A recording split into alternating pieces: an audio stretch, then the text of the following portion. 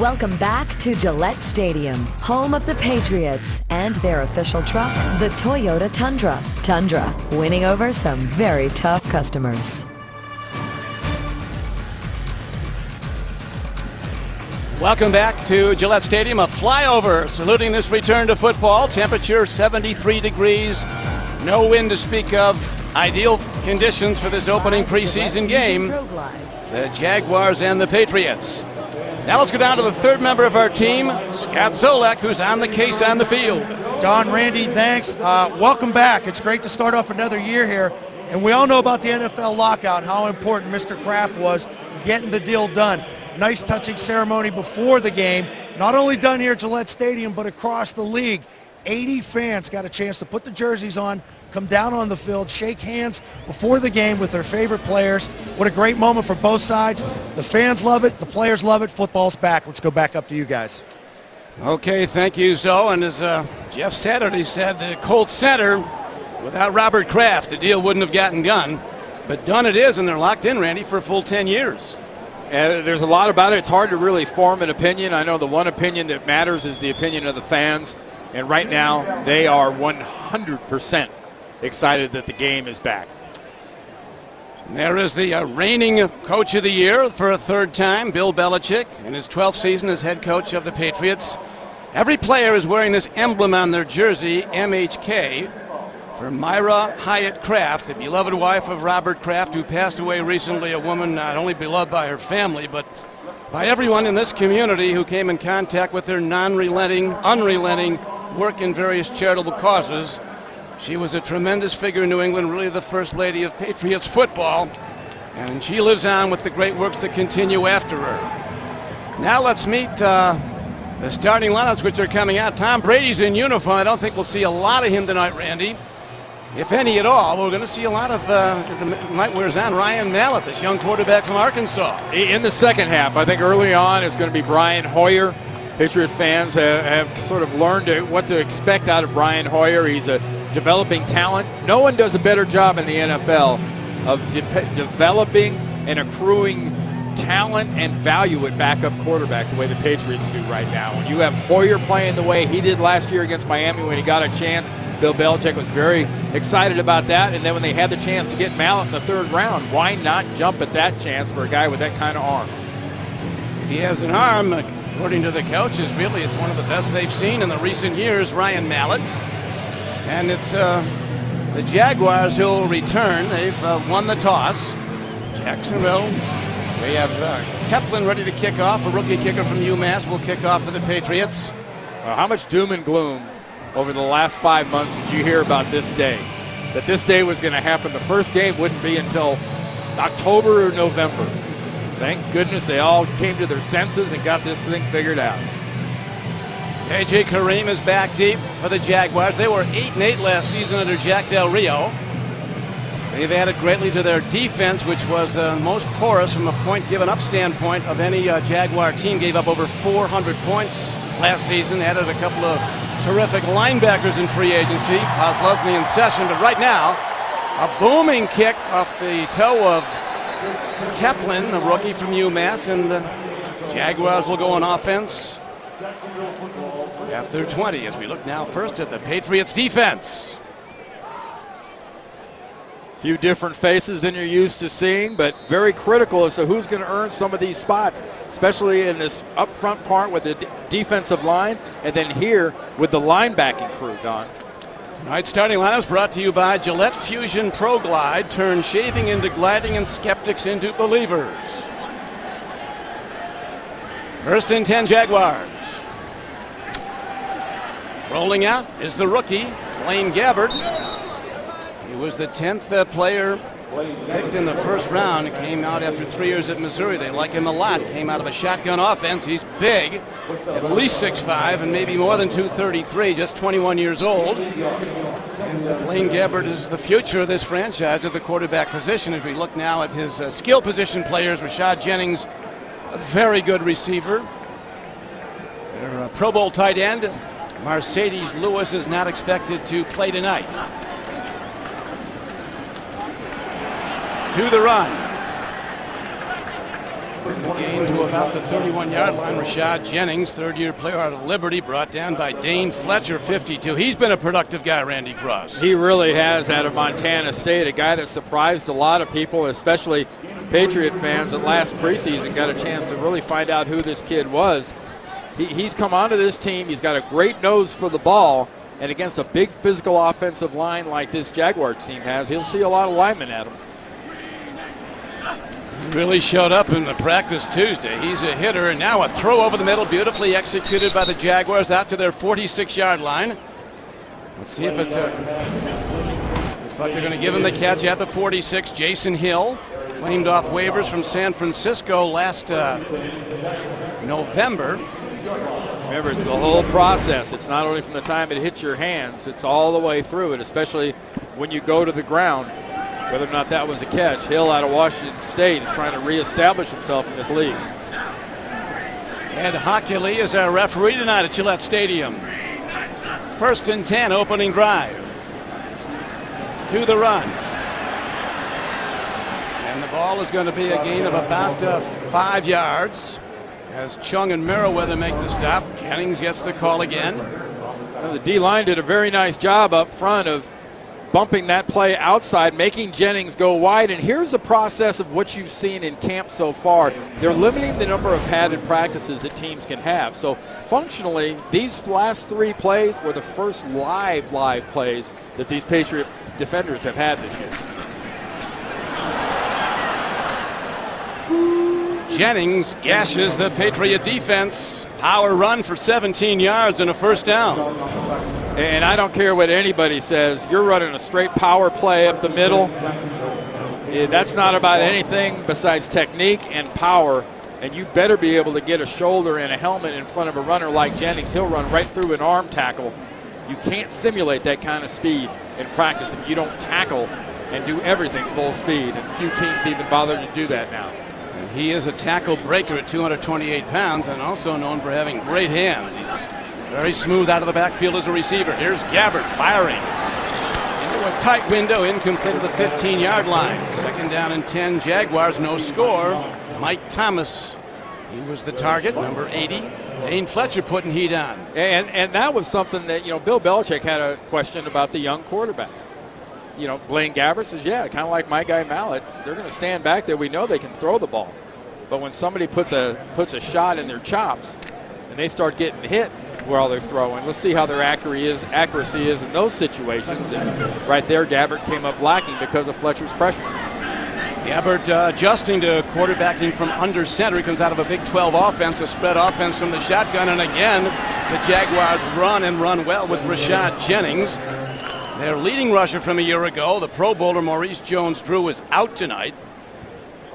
So Jennings will get a lot of work. Rob Ninkovich makes the stop for New England.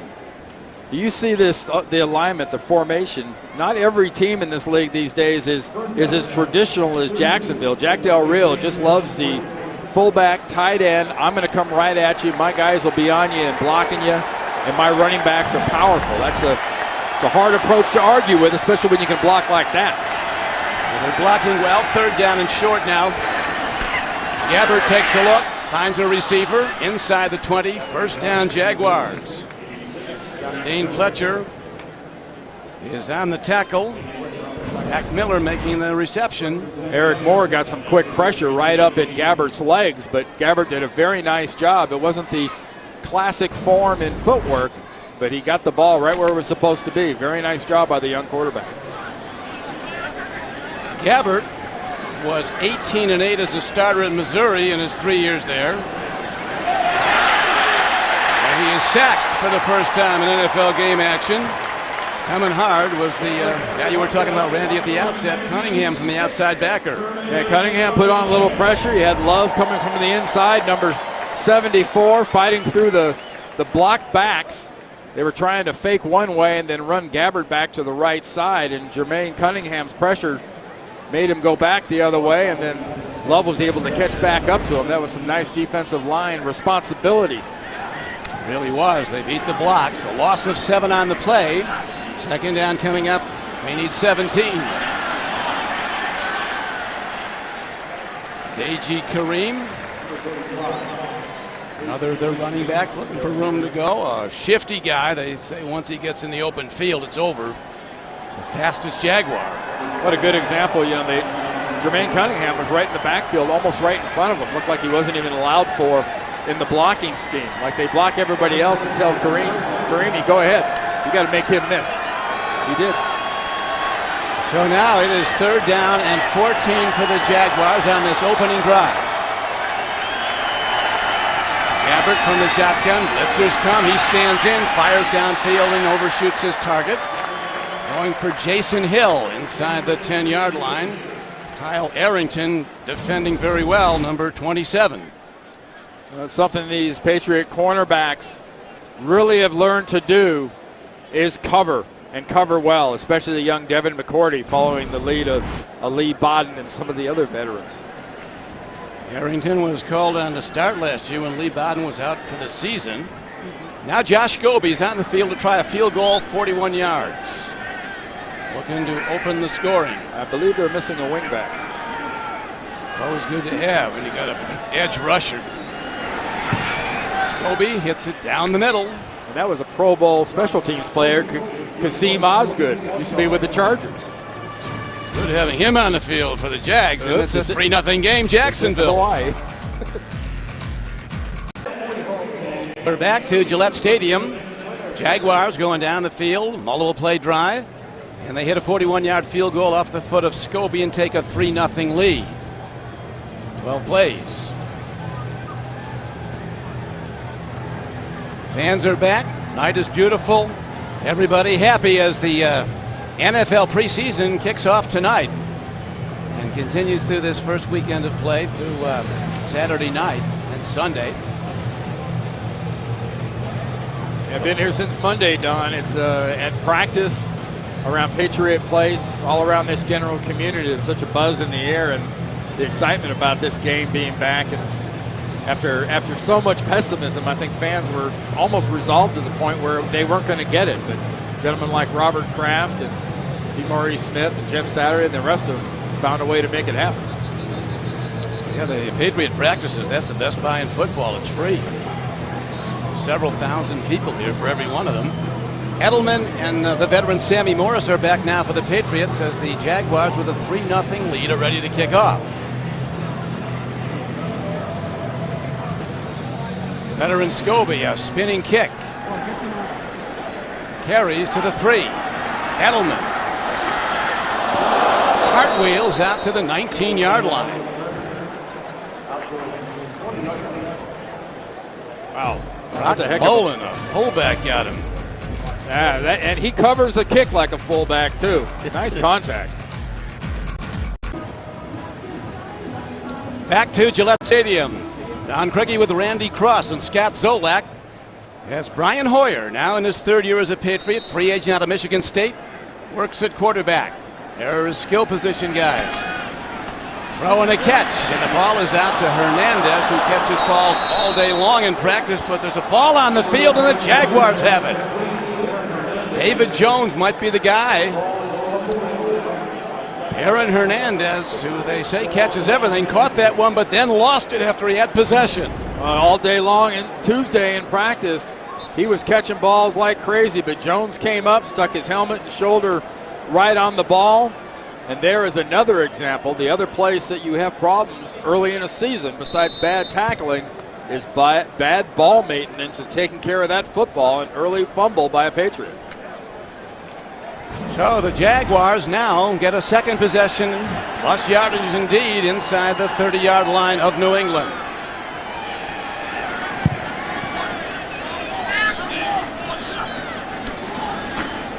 Gabbert goes to the run. Our dive up the middle. Kareem runs. Kyle Love at nose tackle makes the stop for the Patriots. There's nothing real complicated about this Jacksonville running game. They'll block down, bring a guard or a fullback H-back around, try to kick out, cause a crease, and let one of these powerful running backs just scoot through there. They talked, Randy, about getting Gabbert comfortable under center. I talked to Andy Heck, their offensive line coach. He said that's a work in progress, but his skills, his mechanics are pretty special, they think. Well, he's very comfortable right now in this formation, in the shotgun. That's what he ran at Missouri. Timing throw. Not on the same page as the receiver. Kareem coming out of the backfield. A lot of defensive backups getting a look tonight. There is Jermaine Cunningham, came in as a defensive end out of Florida, outside backer now. We saw Gary Guyton in coverage on that last pass when that ball was overthrown by Gabbert. A lot of new faces. Ninkovich is still in there. And here, Randy, do we have an all-out blitz coming on a third down? 3rd and 7. They have to get down inside the 17. Gabbert stands in, makes the throw. Ball is dropped at the 11-yard line. Mike Thomas. Again covered by Kyle Arrington, but the throw appeared to be right on time. Mike Thomas, that was put in the perfect place. I mean, it's right. If he'd have dropped his hands, it might have stuck in his face mask. He was never touched, just lost concentration, maybe taking a little bit of peek over his shoulder and expecting a little contact, but Gabbert did everything he could. Now Sam Schwank comes in to kick. He's a rookie trying out, 40-yarder. He was booming them in practice. This will be a straight-on kick. And he drives it through. So 2 possessions, 2 field goals. Jaguars lead at 6-0. And a little Mark Anderson pressure on Gabbert. They're not getting home, but they're getting after him, but he's standing in and throwing it out.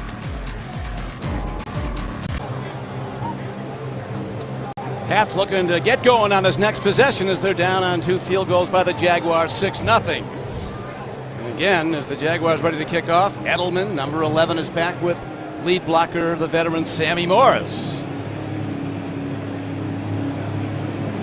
Hernandez coming off that fumble produced that last field goal, Don. And wouldn't you think there'd be a tendency, no Brady in this situation, maybe slam the ball a little bit, try to establish a running game? This is a big, tough, physical defense for Jacksonville. Yeah, Bill Belichick, in describing the Jacksonville team, said they're always big. Even their corners are big usually. Edelman. Good special teams coverage as he's out to the about the 18-yard line. Again, it's Brock Bowen. He's making this team on a special teams tackle. Tonight's trivia is brought to you by Bank of America, proud to be the official bank of the New England Patriots. And the question is, name the 5 teams with multiple postseason games versus Bill Belichick. Baltimore, Pittsburgh, San Diego, Indy, Jets. Would be the Jets. Because the Jets he faced once at Cleveland, right? Yep. Did indeed. Now the handoff. Patriots do come out running. This is Danny Woodhead. Not big, but very productive. They ran him 97 times last season. He averaged 5 yards a carry. Yeah, he dropped this football. That ball was ripped out. And I mean emphasis on ripped out.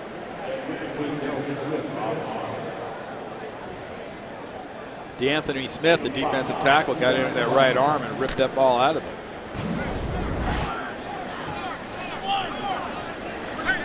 Gain of 5 on the play. Deep drop. Hoyer fires downfield. Going high, unable to make the connection is Julian Edelman, who had a very good cornerback, Rasheed Mathis, beaten. I'll tell you what, if you had any doubts or questions, can Brian Hoyer take a hit? Because, man, he took a crunch. Edelman took one in the armpit, too. But this Jag football team, Jack Del Rio reminds me a lot of his college coach, John McKay.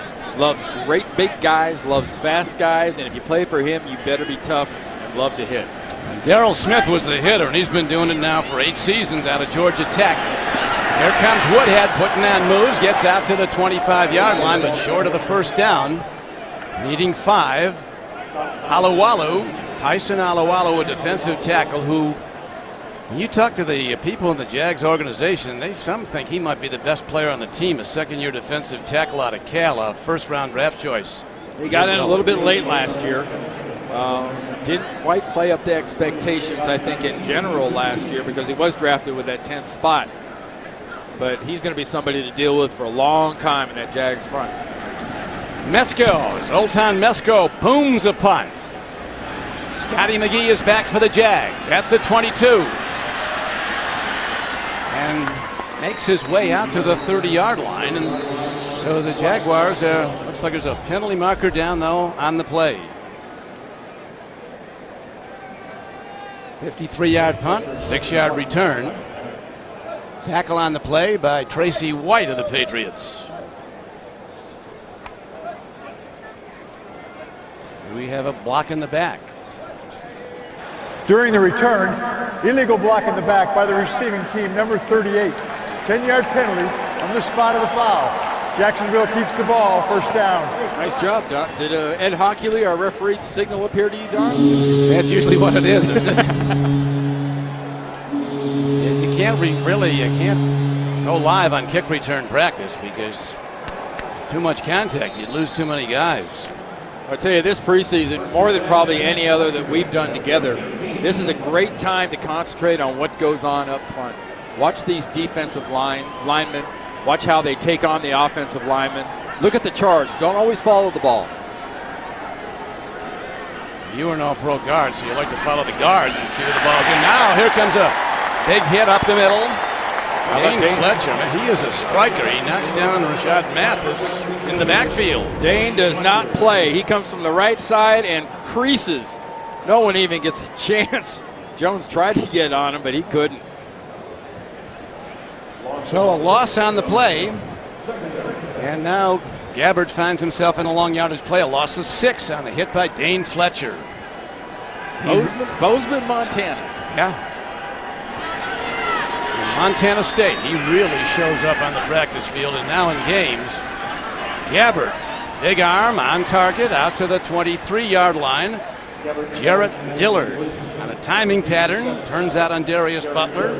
Gain of close to 10 on the play. See, that's a good example there of a young quarterback throwing a pass before the receiver's open.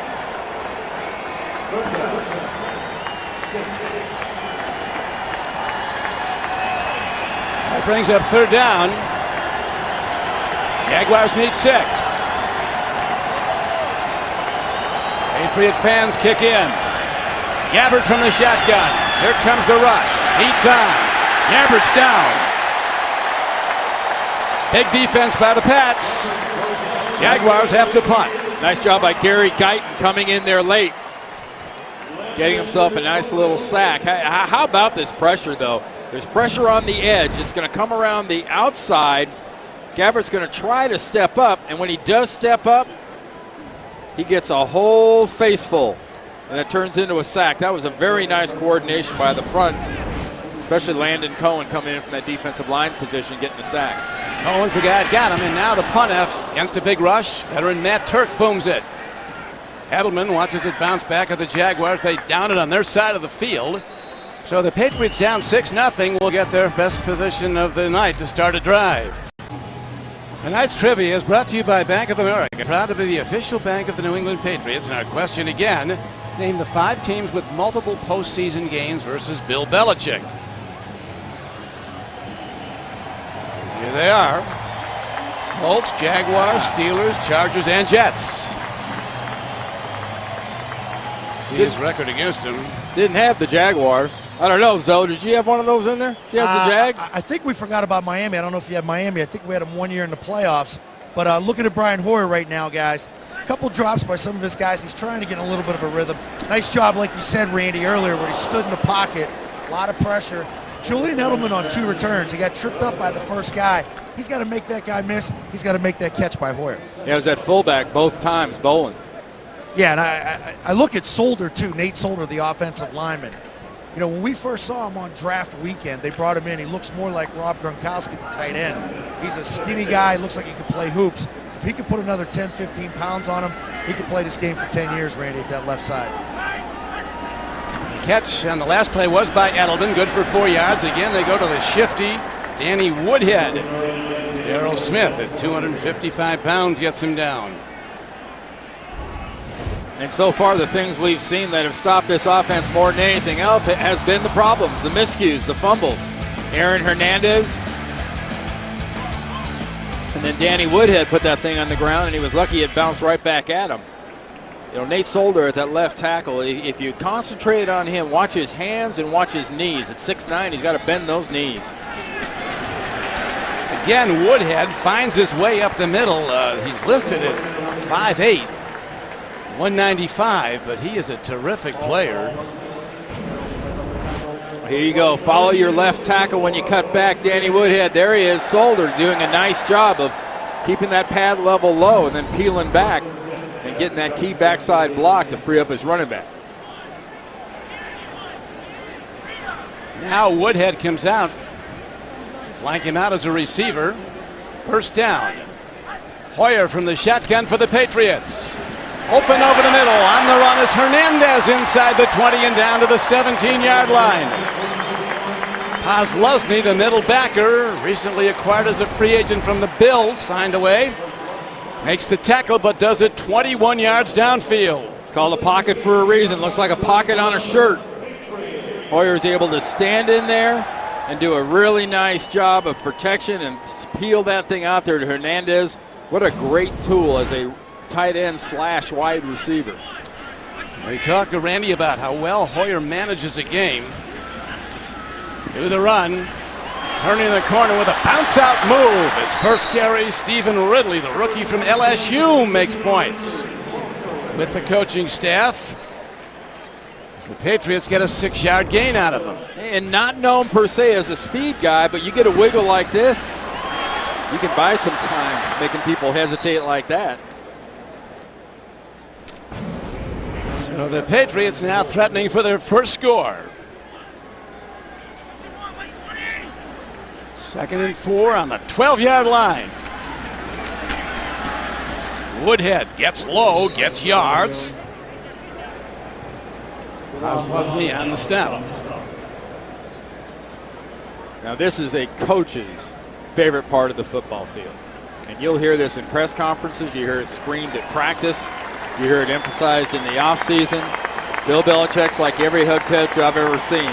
It's red zone, red zone, red zone. What are your numbers like for the offense? How often do you score touchdowns? And if you're on defense, you got to get turnovers and make them pick field goals. Red zone being the 20-yard line in of your opponent. The scoring zone. Here is Hoyer, takes his time, makes a connection down to the 1. And again, Hernandez loses the ball, comes up with it. Let's see if he gets in officially. He did go back and recover it. Now, was there still contact on him? Because after he recovered it, he tried to jump back into the end zone. That's what the talk's going to be about. He definitely put that ball on the ground, though. I don't think you could advance your own fumble, too, guys. Yes. Go back to the old Raiders. Covered by New England, down by contact, first down. Yeah, down by contact. The Dave Casper rule. The interesting thing here, double tight ends to the right. They opened it up, and what they've done all camp is flex that tight end. Hernandez, the inside guy, just ran a little drag route underneath. Ridley hangs down close, doesn't get in. Does he? Yes, the signal now. It's a touchdown. He broke the plane, and the Patriots have tied the game with the extra point coming up. The Patriot fans have seen Ben Jarvis, Green Ellis, the man known as the law firm, perform these kind of plays, the real tough yards. And this is what this young man right here could add to this team, as well as Green Ellis. And Ridley's got really nice power. And every scoring play this year will be replayed by our officials. That's a new ad in 2011. Good push, good drive. You hear the term lead drive and pad level? Put that little clip in a terminology file, because that's exactly what got Stephen Ridley in the end zone, was pad level and leg drive. Got the pads low. Ridley 5'11", 225. He was an LSU captain last year, an all-SEC running back in the coach's vote. He's a tackle breaker who attacks the defense, and he gets in the end zone for the first time in the NFL. Go under that curtain. Ed Hockley is going to look at where the ball was when that knee first hit the ground. Hey, also, guys, both young running backs. You got Ridley, you got Vereen. They're going to have great opportunities, not only in the red zone, but in 3rd and 4, 3rd and short. They've got to get better on 3rd down. You can't completely rely on Danny Woodhead. Let's not forget, Kevin Falk got hurt down in New York. I think it was week 2 last year. I've seen Kevin throughout the offseason. And Randy, I don't know what your thoughts are on torn ACLs, but to see these guys like we saw Wes Welker last year, to see Kevin Falk look really good as far as his lateral movement, his feet, how he uses his feet, guys are coming back way ahead of schedule. Kevin's here to teach these young guys to do exactly this. Drive, get the ball, secure the ball. They got to secure the football better. 2 drops already by Aaron Hernandez. So isn't that part of the, not the knock, but if people want to pick on the Patriots, they always mention the term toughness, which I think is silly or an incomplete term.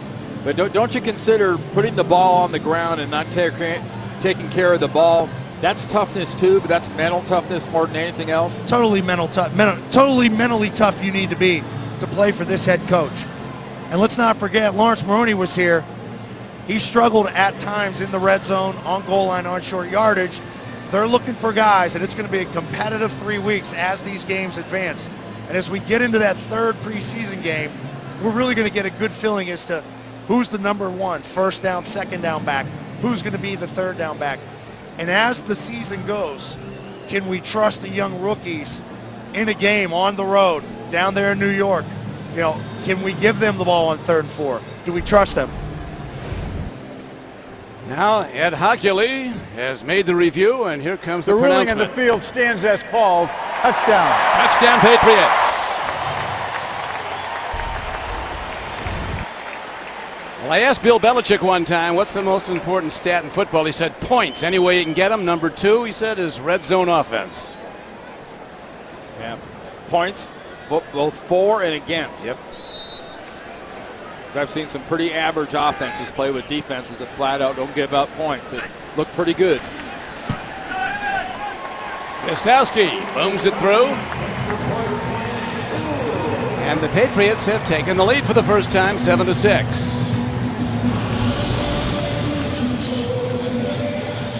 Stephen Ridley getting a little bit of that veteran love from Kevin Falk, guys Zoe was talking about. Ivan Fears, the running back coach, the first to greet him. They really liked what Ridley's done in camp, and now they have to like what he's done so far in game action.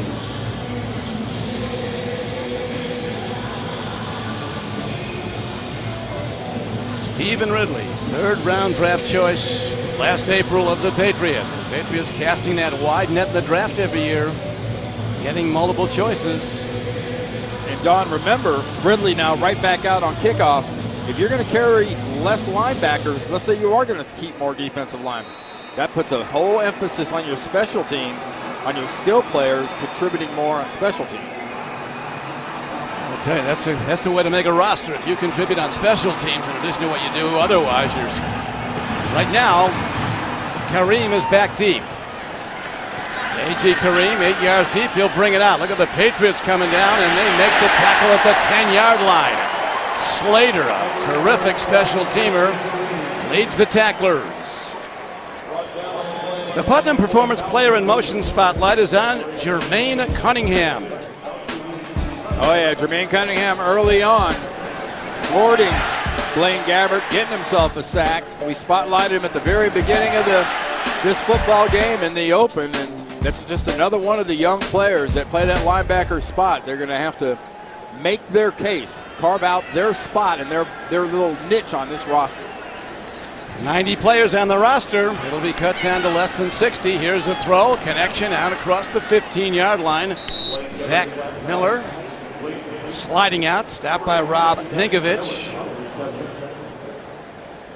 That's a pretty nice job by Blaine Gabbert of just sort of ignoring the arms around him and just throwing the ball where it's supposed to be, because Dane Fletcher did a very nice job of getting his hands up, and that ball went right in between his arms. Hey, Randy, this Dane Fletcher shows up, doesn't he? Down after down. Patriots defend very well. Rashad Jennings nowhere to go as he tries to bounce to the left side. Yeah, generally speaking, if you can get your kickoff team to pin that opposing offense down by the 10-yard line, that should translate into 3 points for you. Because in the NFL, your offense should be able to get a couple of first downs once they get the ball back. And you stop them here on 3rd and 4, you're going to get the ball back on your side of the field. It's the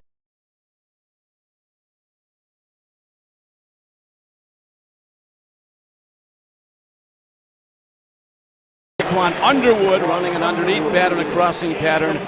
And so the Jaguars will have to punt with 13 seconds to play in the first quarter. And the Patriots in the lead after trailing 6-0. The Patriots now lead 7-6. Yeah, that ball just got there a little bit faster and a little bit higher than Underwood was really ready for it. That was just a case of, once again, just disrupting the timing. Gabbert looks about a half step off with his receivers right now. Julian Edelman is back. Told us yesterday he practices and plays every down like it's his last. Ball bounces back at the Patriots, or at the Jaguars, and the Patriots will have the ball at the 32-yard line. So indeed, that's right, Randy. They're going to have a great look here. Yeah, that veteran Matt Turk. He says, "Wow." No kidding. When your punt is barely 10 yards, that is definitely a wow. Well, that is something less than an acceptable number. Take a shot here, guys. Any what do you think? Would you take a shot here, Randy? Everybody thinks you're going to run it and finish the quarter off. I think absolutely so. You know, you've got these young tight ends. I think right up the gut, right up the seam. You give them the right kind of spread look, you're going to be able to get that ball down the field. Situational coaching. They caught the Bears last year falling asleep on a long touchdown pass to Deion Branch. Don't be surprised if he takes a shot here. Hernandez left wing. Timeout by Jags. They didn't like their look. They had this field spread. It looked like he was going to let it rip. So you saw Hernandez was in that near wing position, right on that left hash mark. Ball at the Jaguars' 32-yard line. Jaguars scored on field goals on their first two possessions, and now the Patriots have come back to take the lead as the rookie Stephen Ridley ran one in from in close. Now the Patriots have it back. Ball at the 32. They have Ridley, a line behind the quarterback. Hoyer's under center. First down. Beautifully thrown ball to Hernandez. And the end of the quarter comes with the Patriots getting a beautifully executed play for 19 yards to Hernandez, the tight end. 7-6 Patriots after a quarter.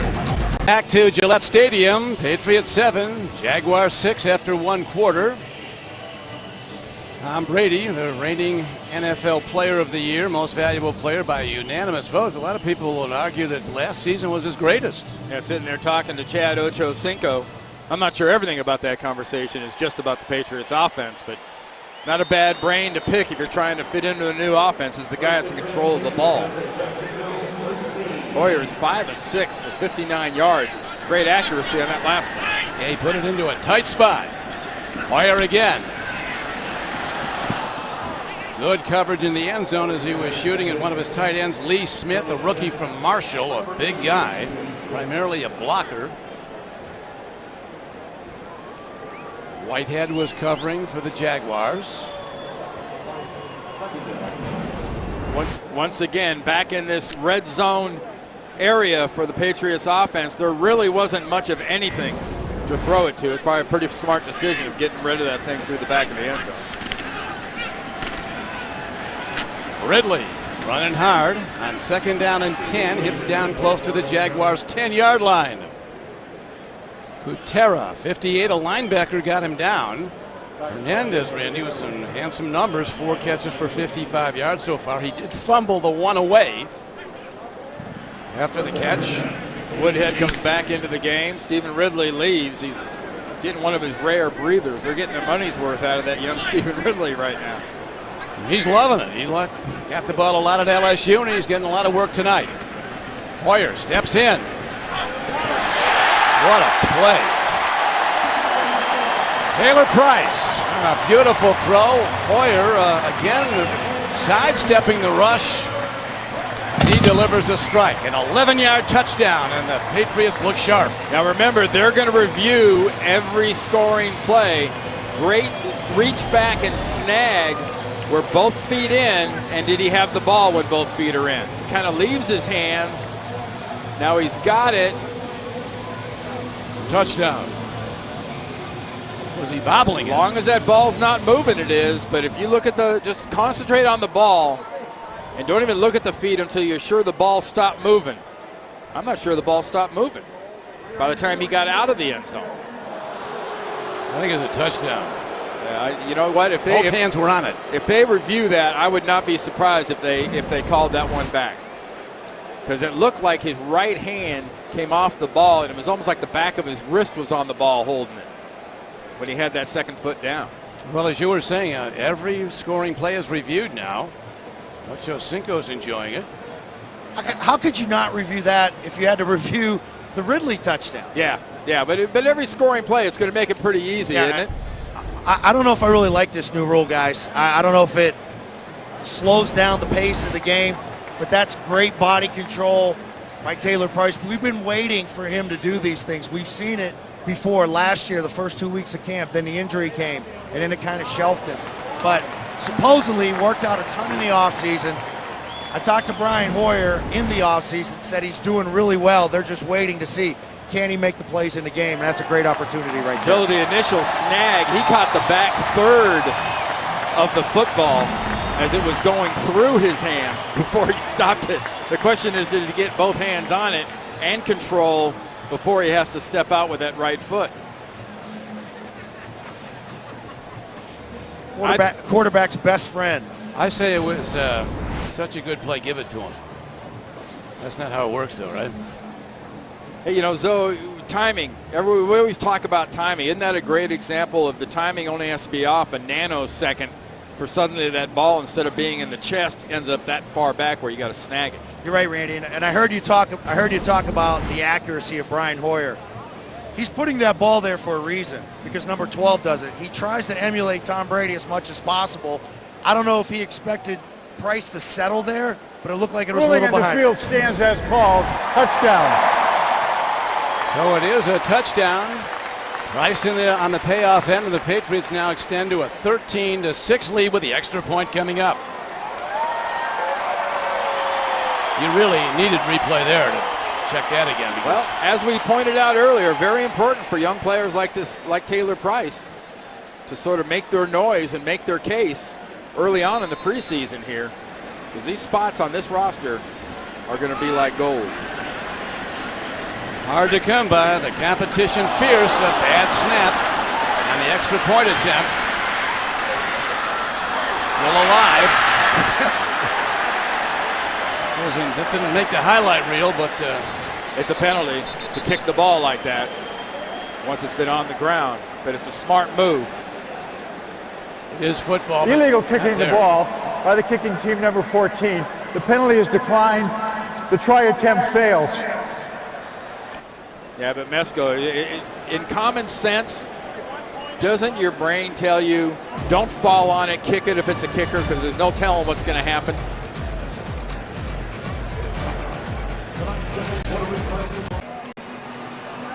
We're back. Gillette Stadium. Patriots have rallied back from a 6-0 deficit now to take a 13-6 lead on 2 touchdowns. Now New England ready to kick off. A.J. Kareem is back in the end zone for the Jaguars.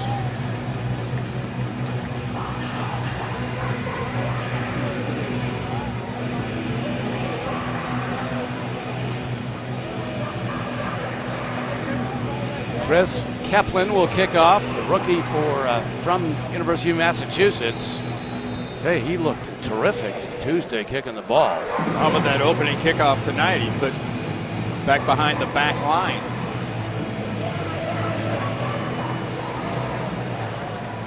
Gets a spinner. Little carry. 2 yards deep. Kareem. Lead blockers show him the way, and there he goes.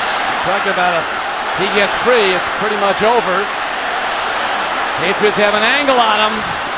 He's not done. He's down to the 20-yard line. Talking to Jeff Bloggeman, who was a terrific defensive end for the Jaguars and the Jets. He pointed out Kareem in the warm-ups. He said, this guy goes, he's gone. Well, he's almost gone.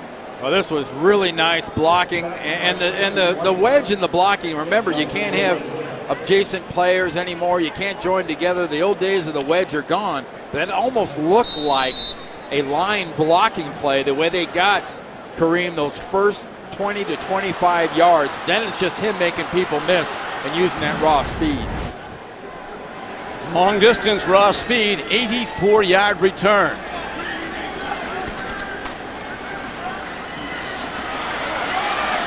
Down to the 10-yard line goes A.J. Kareem. Want to get him in the end zone after that return. 8-yard gain. The guys are still in that 4-3 front. All these last 2 weeks, all the talk has been up here in Boston. Are they going to run a 3-4? Are they going to run a 4-3? Why'd they get Albert Haynesworth? Well, they've been strictly vanilla, 4 down, 3 linebackers in the front 7. Not a lot of blitzing, just line it up in some base packages, just seeing if you could beat guys one-on-one. Second, short yardage, good hit. Coming from the outside was Ninkovich, who got an arm on him to slow him down. Montel Owens running the ball. Jermaine Cunningham finished him off. Well, it's a great point by you, Zoe, talking about this 4-3, but there's a few things you've got to have. And you've got to have really good tackling linebackers, especially middle linebacker. And this team's got Gerard Mayo. So you can run that 4-3 if you get the right kind of defensive tackles inside. And with Vince Wilfork and Haynesworth, potentially, that's my kind of right tackles. Third and short. Big stick. Big time pop. Dane Fletcher does it again. Drills the runner. Montel Owens, a 6-year runner out of Maine. Guy who made the Pro Bowl as a special teamer. Look at Dane Fletcher come right through the middle. I mean, you run with that kind of fill and that kind of intensity, you destroy blocking schemes. I'd guarantee you that. You'll destroy a few running backs when you get there and wrap their legs up like that, too. That was a hit. Jaskobi now looking for his third field goal.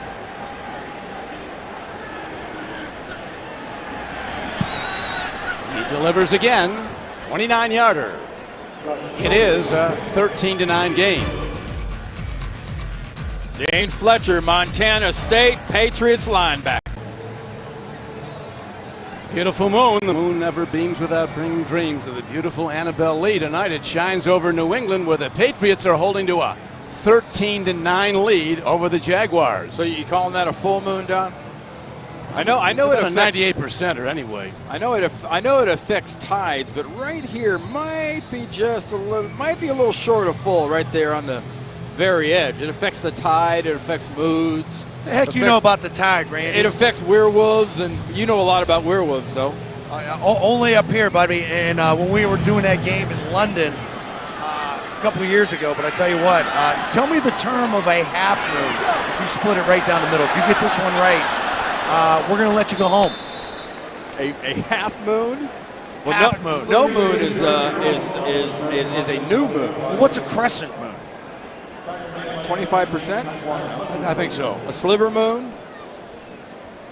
Whatever. It's welcome to the preseason, right? That's right. Say nothing but blue moon. Now you're talking, Don. That's coming next. First down, Patriots. Hoyer at quarterback, looking really good.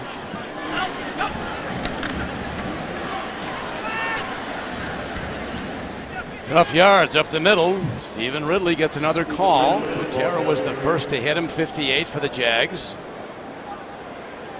Yeah, the tight end position with this New England Patriot football team is to me one of the more interesting groups. I know a lot of people look at Gronkowski and Hernandez and say, how do you keep two good young tight ends like that? But they seem to be both different styles.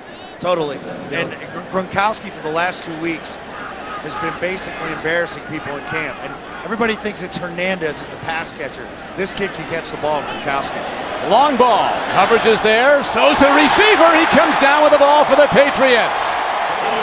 That's big play number 2 for Matthew Slater. That was really big. Had the great job on the kickoff where he got the returner on the 10-yard line. And then Hoyer throws this ball up there 42 yards down the field. And that's a nice job of adjusting back by Slater. That's not exactly a back shoulder or an intentionally short thrown ball. I just think that's a beautiful job by Slater of adjustment. Matthew Slater, his calling card is special teams play, but he makes a big play as a receiver. He, of course, is the son of the former great for the LA Rams and offensive tackle Jackie Slater. And that's the tough part, guys, when we get down to the last week of preseason and those final cuts are talked about. Are they going to keep 5 wideouts? Are they going to keep 6? Matthew Slater, leading special teams tackler last year, he made the tackle on the most recent kickoff, and making plays like that, along with guys like Taylor Price, makes yourself more valuable. They will keep you around if you continue to make plays. Will they? Proud former UCLA Bruin Matthew Slater. Biggest play of the night other than the kick return by the Jaguars. Stephen Ridley is taken down by Kutera. Penalty markers down. I think it's going to be motion against the Patriots offense. A little early move. Choice Illegal formation. Offense number 80 was covered on the line of scrimmage. That penalty is declined. Brings up 3rd down.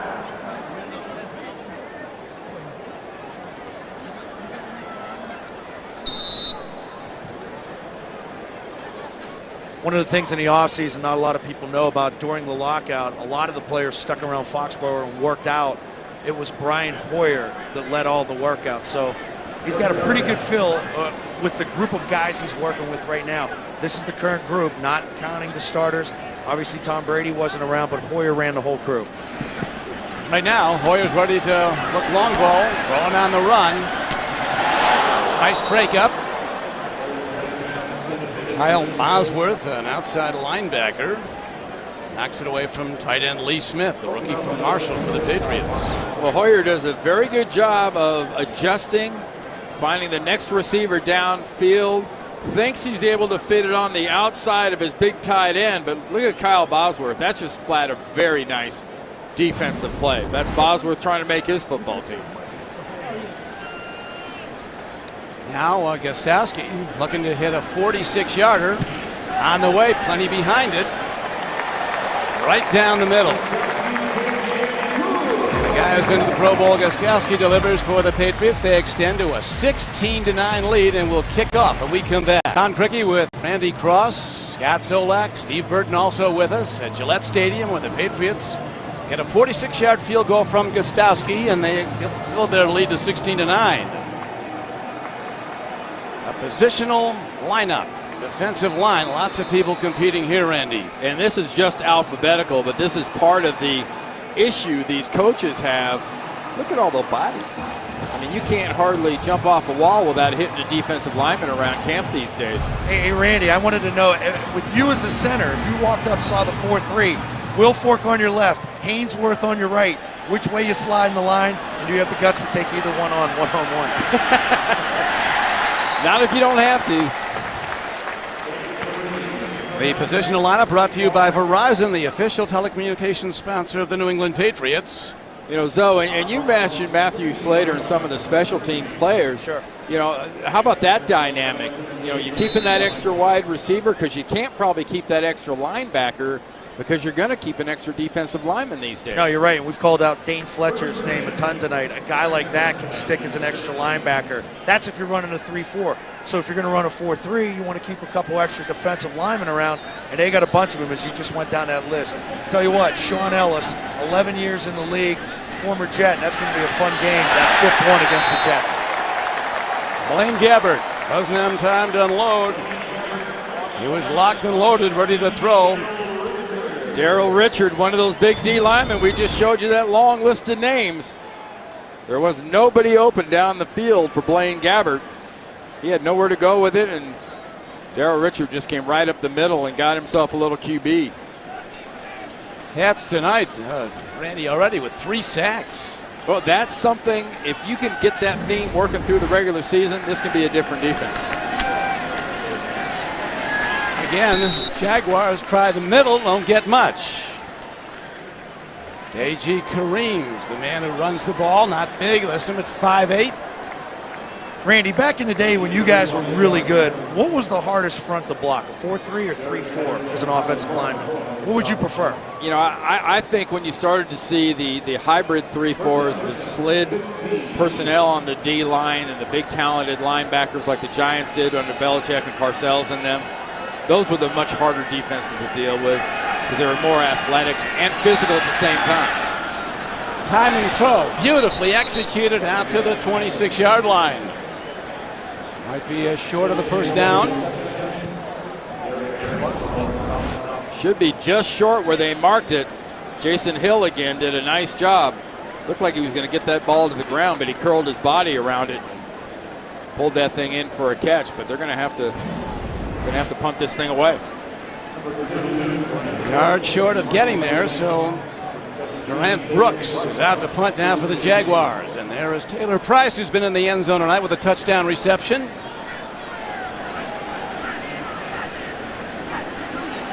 That's 6 straight third downs. Jacksonville's offense is stalled. It's a heck of a job by this Patriots defense right now. You'll remember the Jaguars on their first 2 possessions kicked field goals to take a 6-0 lead.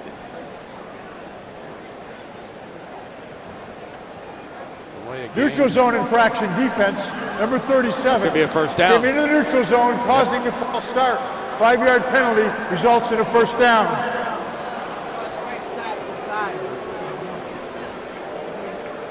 That's a little, any perceived little jerk or simulating a start, the officials are going to call that a neutral zone infraction. Medlin is a rookie running back, free agent out of Fayetteville. Richard Medlin, the guy in the neutral zone, is Patricia, safeties coach. You lean forward just that little bit and make that gunner stop like that.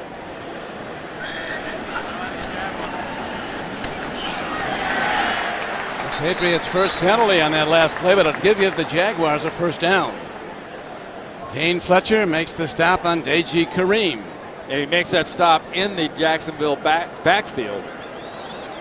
Nice job by Dane Fletcher. And a lot of that, obviously the defensive line is doing a very nice job up front of occupying some blockers, because Dane Fletcher specifically is seeing holes and big holes to run through at ball carrier.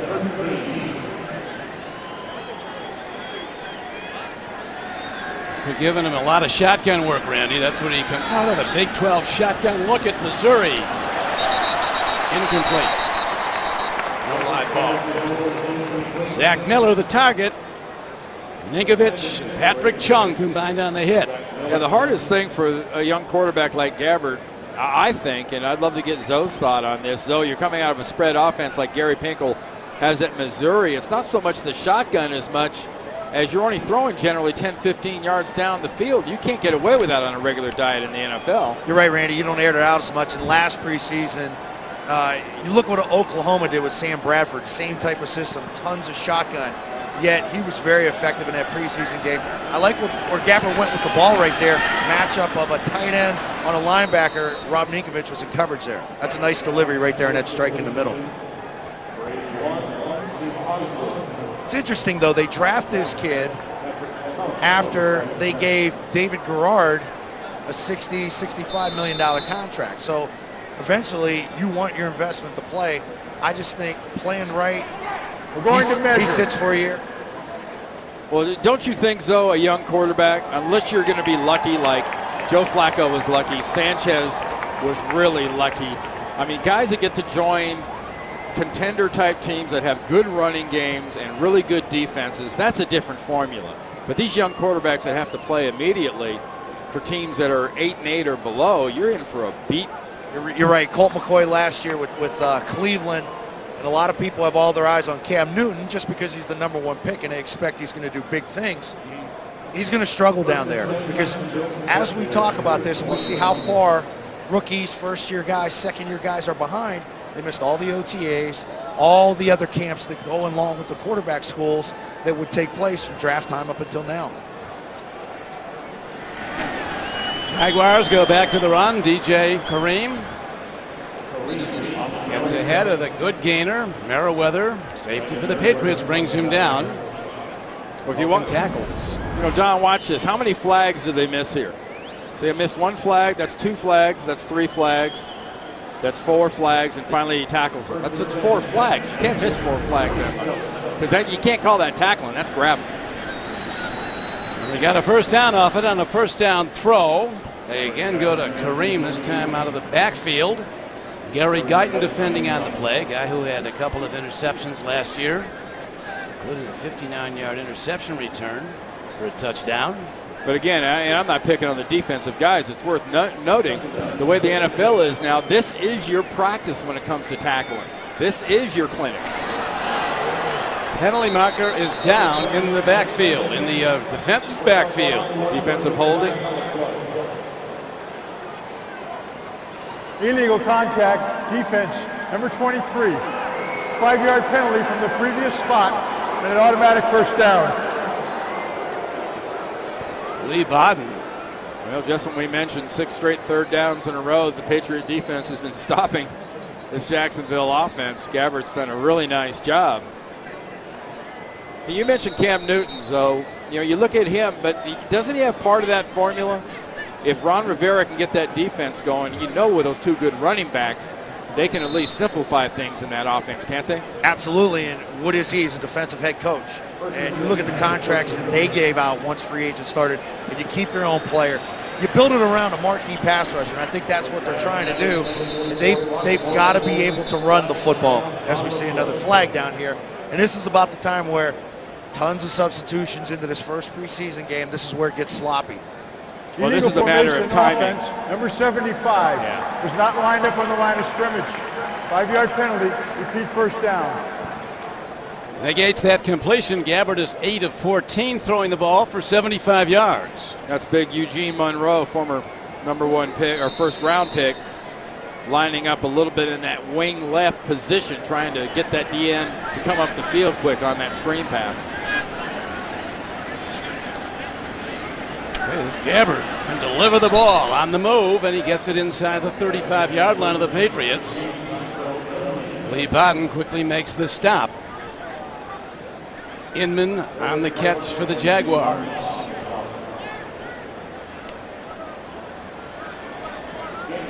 Well, the issue for this Jaguars football team isn't on the delivery system, it's on the receiving system. It's on who's going to catch it. Now they give it to Brock Boland. That special teams a standout. Randy, what about an overall evaluation? We'll get one from Zoe also on the look of Gabbard so far. I like Gabbard. I liked him coming out of college. He's a really good athlete, and I think he's got all the arm you need. But it's so early. He's such an incomplete project. Ball hit the ground. Penalty marker comes down. Gabbard 18-8 as a starter for the Missouri Tigers. A lot of grabbing at pass rushers. Got to think this is a hold with all that pressure. Holding offense, number 65. 10-yard penalty, repeat third down. Part of the problem when they run this controlled no huddle, and I like what Jack Del Rio's doing here. He's trying to test his young quarterback. Can he handle multiple formations? We're substituting receivers, running backs, tight ends into the game. Can he make sure we got all 11? Is everybody set? You already saw one offensive lineman. He wasn't covered up. Quarterback's got to know that, and you're going to have to know that, especially with the amount of pressure it's going to be on this kid's shoulders. Penalty was on Will Rackley, a rookie from a Patriot League team, Lehigh, and he is getting great grades in camp. Made a mistake there, and here is Gabbard with a fastball right on the numbers of a defender. Patrick Chung. Again, we saw a ball dropped earlier by a Jag receiver. Patrick Chung had that one hit him right in the face, the hands, the ground, the whole Megillah. Bing, bang. Oh my gosh, did I do that? It's too easy. He can usually catch the ball. Had 3 interceptions last year. Now Durant Brooks ready to punt for the Jaguars. 4:18 to go in the first half. Directional punt. Taylor Price comes up on it. Yeah, one direction up. That's right. High pop. Patriots continue to lead the game. Time for our United Healthcare Fantasy Fit Player of the Game. Which Patriots player will get your fantasy team in the best possible shape? Receiver Julian Edelman might be a good choice. If you want to practice punt returning, did you know, Don, it takes 3 people to do that? For him, yeah, in practice. You got to have one person to kick the ball. You got to have yourself to catch the ball. And then you need the third guy who's going to stand about 5 yards in front of you and fire wiffle balls at your head while you're trying to concentrate on the punt coming in. That's how he practiced out in California in the offseason. You have to dodge the wiffle balls and catch the football. Ridley ones. David Jones brings him down.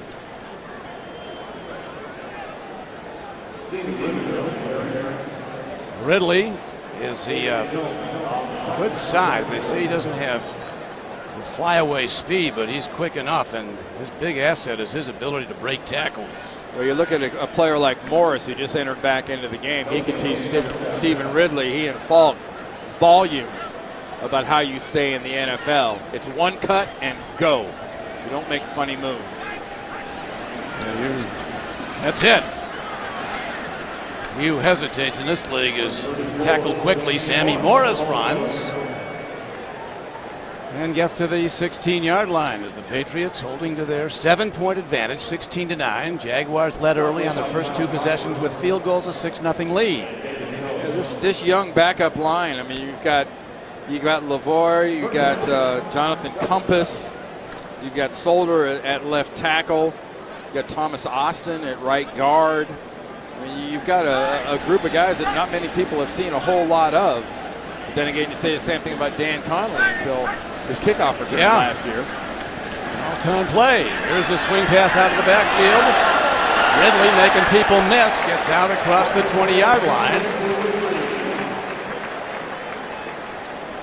Gain of 8 on the play as we're closing in on a 2-minute warning in the first half.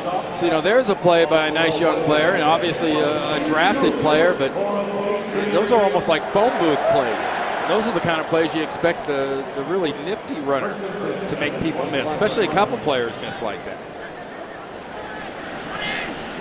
Great attribute to make guys miss in this league where the tackling is so sure. Ridley. Jeremy Mincy makes the stop. And that will do it for the 2-minute warning. That's the 2-minute So the warning. Patriots lead 2 minutes. 16-9. We'll be back. We're 2 minutes of play away from the Dunkin' Donuts halftime report, where Steve Burton, standout quarterback at Northwestern in his day, and now a standout at WBZ, is standing by with a halftime report brought to you by Dunkin' Donuts. There he is, ready to play. You and Zoe got those good shirts on. That Patriot look. I can coach. A lot of time invested, right, Randy? There you go. Just a little bit. A little bit more than sports talk radio, right, so? I'll take the 4 hours a day right now instead of the 12. Not to be forgotten was the great play of Ron Burton, Steve's dad, both at Northwestern and with the Patriots. Hoyer, good look, good throw. Taylor Price making news tonight. Another big play. 30-yard gain. Nice example, good opportunity in your 2-minute drill. Good job of getting that ball out there. Put that right on Taylor Price's hip. I tell you, Hoyer, he's a fine-looking player. Just a little bit wide. Price getting his number called. We talked at the outset, Andy, about Price being a key guy they're going to look long and hard at tonight. It's the one group, and Bill Belichick mentioned it to us yesterday when we talked to him. Everyone talks about the veteran acquisitions, and they want to talk about this and that. You can't be wrong about your young players, your young draft picks, and they've had so many players the last 2 years make this team. They've got to evaluate those young guys the right way. Hoyer puts it on the hands of Hernandez. Aaron Hernandez with his 6th catch of the night. Speaking of a young player that didn't know how young he was, just sort of ignored it and played like a veteran last year, Hernandez. He's a tremendous route runner and catcher. What a target that Gronkowski, fellow second-year player, especially in that red zone. The leader of Gronk Nation. Pretty popular guy, both of them. Ridley showing those good hands on 3rd and short. He gets ahead for the first down. It's a good job by Hoyer moving the guys around. He came up to the line of scrimmage. Normally, 3rd short, we'll see Brady sneak the football. Jacksonville had all gaps covered. He backed off and checked a nice little short pass. It's a good job by Brian Hoyer. How hard is it in this situation? So you've done it in practice, but you're doing it now in front of a sold-out house, a lot of people watching. It's on TV, the lights are on, you're in a 2-minute drill. How do you keep your pulse rate down? I think it's good for Hoyer because he kind of simulates these type of things in practice. They put him in these situations. They manage Brady's arm during camp too, so he gets a ton of reps there, Randy. This is great for guys like Price. For him to be in this position right now to go out and make some plays, you're right, under duress, under fire, can he respond? And we're finding out tonight.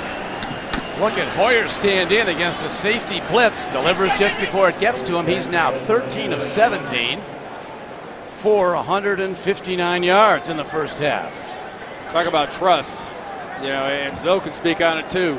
That receiver, when they're exactly where they're supposed to be and that guy's bearing down on you, you gotta love that. The big thing right there, see how quick the ball comes out. And that's gonna be the difference when Mallett comes into the game. You're gonna see a big guy.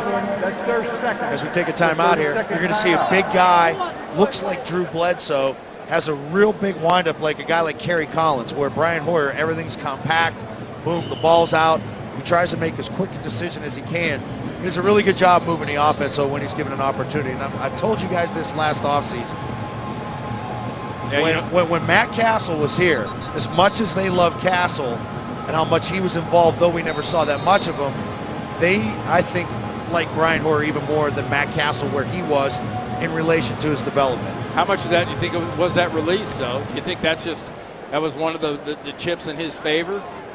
What's that again? I'm sorry. I said, how much of that do you think was the release? Because that's something just most quarterbacks just kind of have. It's everything. Yeah, you know, it's that clock inside your head. He knows when to get rid of the football, like right here.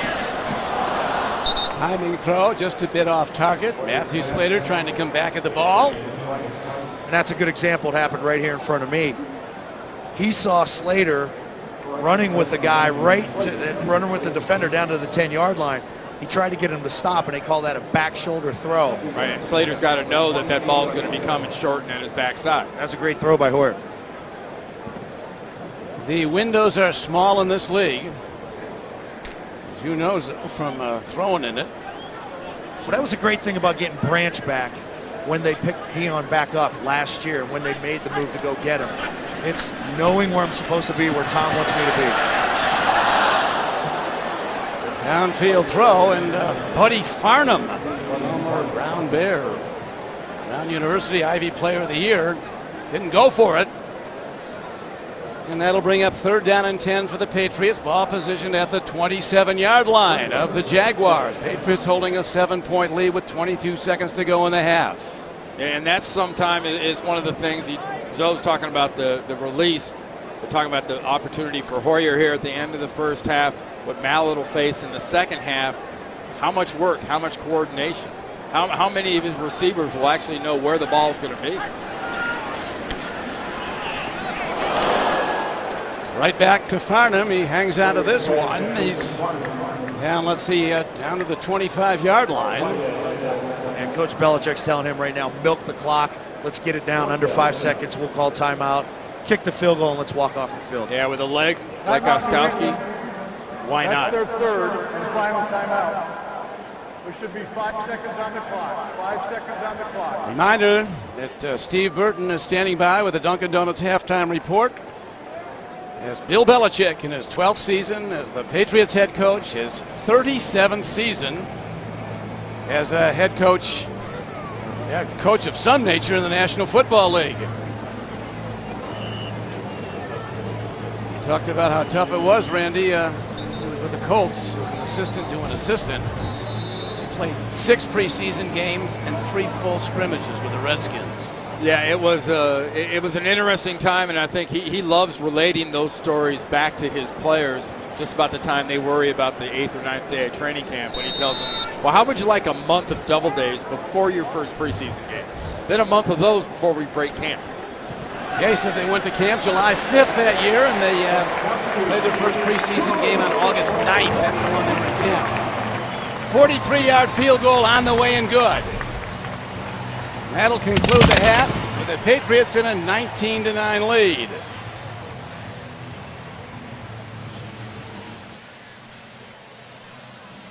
Now stay tuned for Steve Burton on the Dunkin' Donuts halftime report. It's coming up after these messages. Thank you, Steve. Good first half after this coach said Ball fan. Brian Hoyer had a really good first half for the New England Patriots, hitting 15 of 21 throws for 171 yards and a touchdown. Under pressure at times. The backup to Tom Brady. He has a Tom Brady look about him, Randy. Yeah, I love exactly what Zoe was talking about at the end of that first half. The quick release, the decision-making process, and how much a young man like Ryan Mallett, who we're going to see here in the second half, could learn not only from Tom Brady, but from a guy like Brian Hoyer, who's been through this whole learning process. Well, you talked at the outset about the importance of free agents emerging, and they can make a roster, and that's what Brian Hoyer did when he came in here out of Michigan State. He is really a frontline NFL player. To me, one of the real hallmarks of a first-class football organization is a team that understands the value in developing value itself in certain positions. And I don't mean always starters, especially the backup quarterback position. If you look at the old Green Bay Packers when Mike Holmgren and Ron Wolf were together, how many different backups to Brett Favre did they get in trade? They end up sending out of there in trades and turn into draft picks and players as they develop that position. This Patriot team has done much of the same stuff. And now we'll take a look, Randy, at the first half stats. See, the rushing yards limited, passing yards very good. Tonight's first half stats are brought to you by McDonald's. I'm loving it. And here is Mr. Zolak with his analysis. I tell you what, guys, Brian Hoyer has a really good concept for the offense. He understands where to go with the football. Preseason football is all about situational coaching. You could call me crazy, but I wouldn't be surprised if Brian Hoyer starts his second half. Bill Belichick likes to see how guys respond. Say at the end of the first half, okay, did a nice job driving the team down, ended up setting it up for the field goal. How do we go in? How do we come out after a nice 12-minute break? Are we still fresh? Can you still lead the football team? He may want to get one more look at Hoyer before Mallett comes in, but it looks like Mallett may be coming in. And but I think Zoe, remember, it hasn't been unlike Bill Belichick to start with one backup at the beginning of an early preseason game and then put the guy that started back in at some point in the third quarter just to sort of check his attention level. Here's the kickoff. Jeremy Ross runs it back for the Patriots. Coverage is good. He's taken down inside the 20, a win for the coverage. And now let's go back down to Steve Burton. Steve? All right, we're back with Coach Belichick. You're leading 19-9. What have you seen so far in the first half, Coach? What do you like? Well, we got off to a slow start, but I think once we got going, we started to, execute a little bit better. Had a few 3-and-outs and move the ball a little bit on offense. So we'll see how it goes here in the second half, but, we're underway. Good thing is you were able to create some sacks and get to their quarterback. Well, yeah, we had some 3-and-outs, and, we didn't have a real good first drive there. They had a little hurry up and move the ball a little bit, but we've got some pressure, and we've been able to get off the field on third down, so that's good. Coach, good luck for you. All right, thanks, Steve. Thank you All very right. much. Coach Belichick, our guest. Let's go back upstairs. Guys, back to you. Okay, Steve. Game underway. Really just ran. We have the rookie quarterback in now, Ryan Mallett, the third-round draft choice out of Arkansas. He asked Bill Belichick how he looked to him. He said, like an NFL quarterback. He throws the heck out of the ball. He's smart and he understands football. So you're getting his first look tonight. In-game action. Big arm. Big guy. Nice check down. Goes to Ridley. Fades losing yards. Well, and there's a good example. Wasn't the knock on Mallett? Well, he's not very fast. He can't run around. Well, you don't always have to run around to buy time. Sometimes it's the little scooch in the pocket, and there was a nice job. His feet were kind of trapped, but he was still able to move his upper body and get his body back in position to throw. And that's Ridley so far receiving out of the backfield, 5 for 25. And now throwing down Ryan Mallett, 3rd and 5.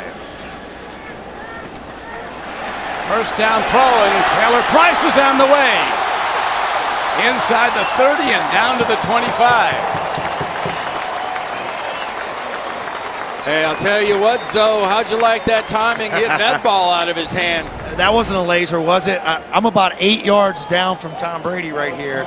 And the second that ball went into Price's gut and his explosion down the sideline, Brady kind of woke up to start this second half. You know what? This kid's making some plays. As we said, going into this game, what are some of the things to look at? Somebody's got to step up as the fourth receiver on his football team.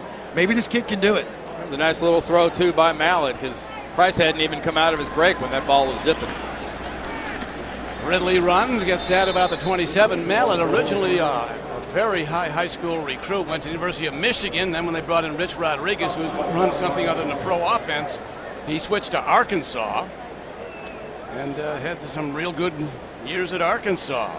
Yeah, fairly pro style, at least pro style based, what Bobby Petrino does there. Taylor Price right now, no matter who the quarterback is, he's getting himself some yards when he catches them. He was spotlighted at the outset of the game, and he has put up numbers. Mallett, deep drop after a good fake. Launches to the end zone. Darnell Jenkins can't stay in bounds. Darnell Jenkins has really looked good in camp.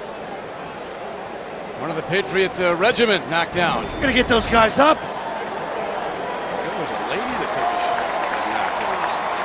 No, I think it's a guy. Mallett does a nice job moving around. Hey, Zoe, how important is that whole, 5'3", 540? You talked about it, your ability, and you play with one of the best in the game, Randy. That ability to take that one step up, back, or to the side. I call it evadability. If you can make that first guy miss by that extra half second, running a 5.240, that doesn't matter one darn bit. Throwing a catch to Jenkins. I don't think a lot of people are aware, Scott Zolak, that your dad actually coached Joe Montana in high school. Bill Belichick loves to get players that had fathers as coaches. Ryan Mallett is one of those guys. And back to the Bobby Petrino point, at Arkansas, he ran a very complicated offense. Same thing at Louisville. From what I hear, it was of the Ron Erhardt-based philosophy, meaning the same terminology, which, if that's the case, Ryan Mallett is way ahead of the curve if you don't have to come in and learn an entirely new offense. And letting him go for it on 4th and 3 here too, guys. From the shotgun, standing in, fires down, checking down under, first down, Patriots inside the 15-yard line. Cody Farnham makes the possession catch. Watch just the eyes, the demeanor of this kid in the pocket. That's a very confident quarterback. He played some as a freshman at Michigan, ended up starting 2 years at Arkansas. He is a really well-seasoned football player. 4 of 5 for 65 yards. The one short pass play that Taylor Price broke for a 51-yard gain. The big play in this drive.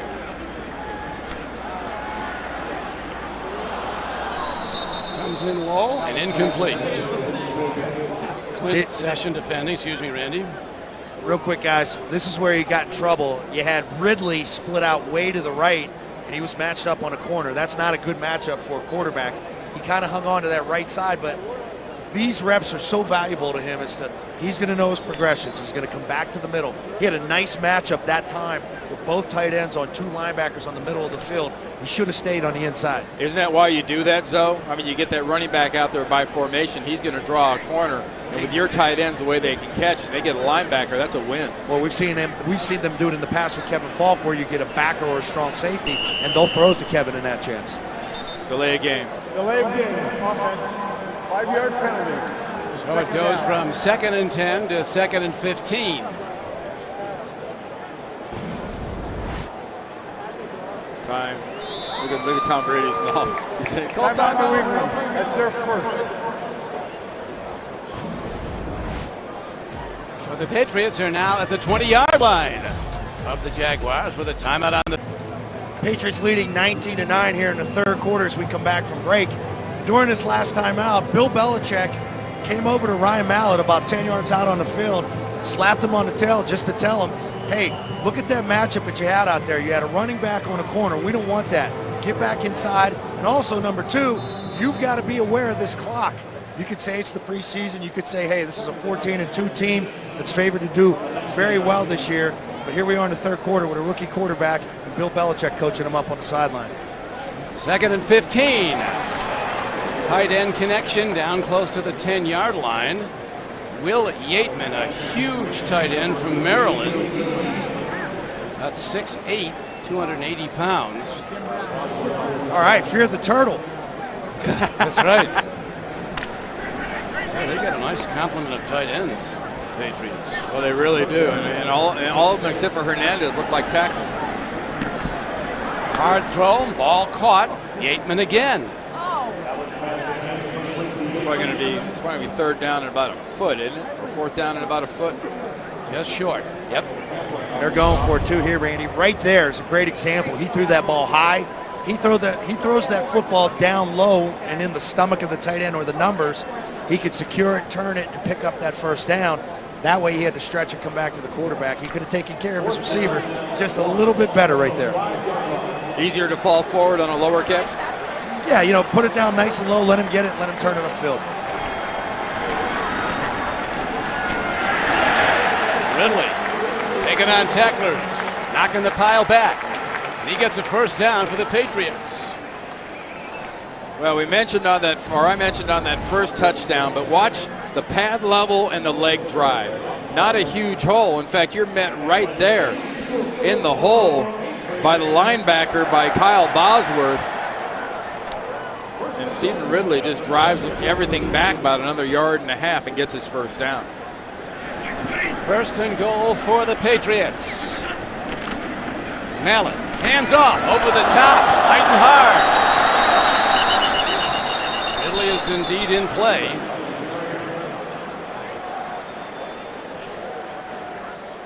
Take a listen to this. Yeah, check this out.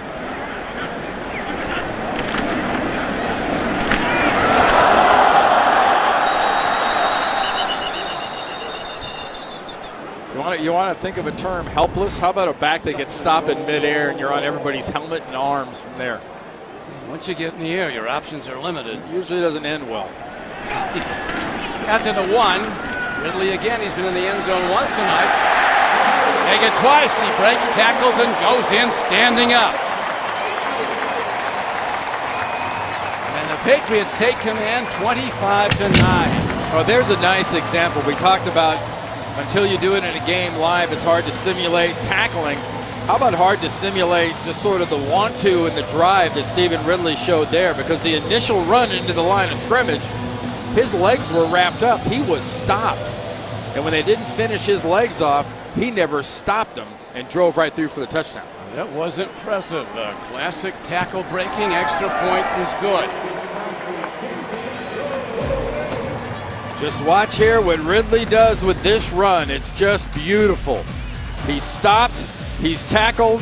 He won't be tackled. He wants his score. 2nd Ridley touchdown. The Patriots extended to a 26-9 lead. Ridley with 12 carries for 24 yards and 2 TDs. Number 22, the rookie from LSU. Former captain of the Bayou Tigers. 5 catches for 25. Scotty McGee is back.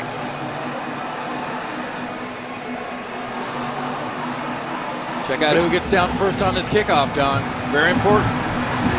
Is it? But not as important as not kicking it out of bounds. 2 penalty markers down. A Patriot was, I don't know if he was hit late. I don't think he was defenseless. He wasn't even paying attention. Cox, young linebacker. He needs to stay down and take his time getting up if he's woozy.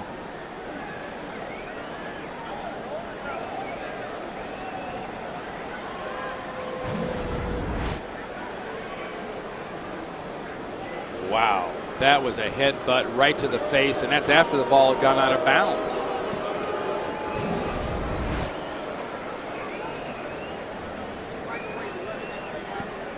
Looked like it was Alvin Bowen who hit him. Remember a while back, the whole idea of the defenseless player, and the NFL has really expanded that whole idea of defenseless players aren't just receivers. against defenders. You can have a defenseless player kind of away from the ball, away from the play, even on a kickoff like that. You got the ball out of bounds, one guy slowing up, the other guy taking advantage and slamming a helmet into his face. There were fouls by both teams on Christian the play. Saren's a rookie Kickoff linebacker out from of Utah. bounds by the kicking team. There was also a personal foul, unnecessary roughness by the receiving team, number 54, after the play. By rule, that foul will be enforced, the foul against New England. From the dead ball spot, they will keep the ball first down.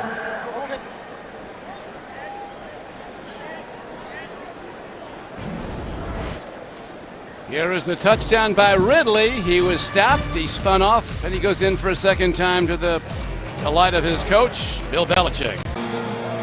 Welcome back to third quarter action here at Gillette Stadium, where the Patriots are leading the Jaguars by a score of 26-9. I'm standing with Jim Kirk, the brewer and founder of Samuel Adams. And tell us why you're here, Jim. I'm here for the beer. Specifically, I'm here for the winner of the Samuel Adams Patriot Homebrew Competition. We tapped the first keg tonight of a Baltic Porter made by a homebrewer in Patriots Nation, Jim Prussia from Londonderry, New Hampshire.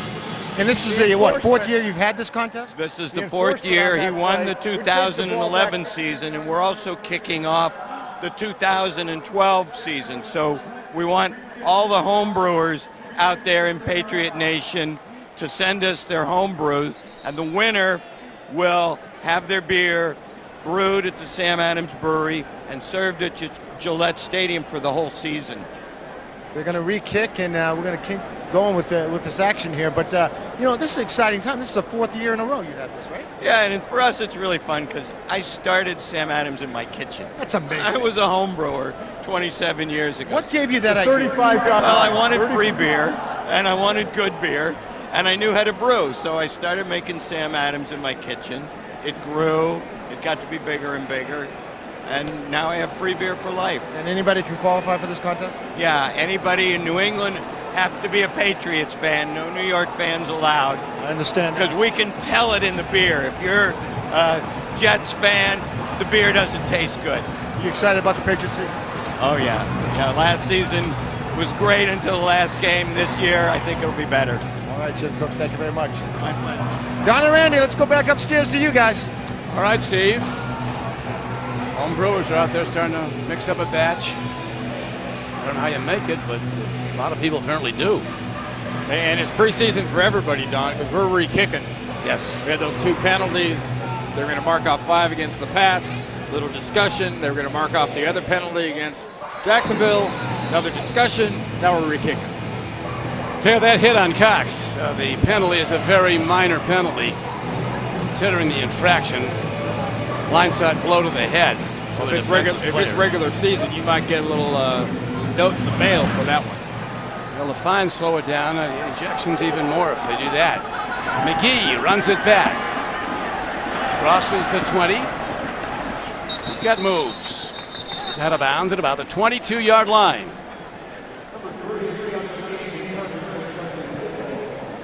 Some of the special teamers, that's Sammy Morris. This guy's been doing it a long time.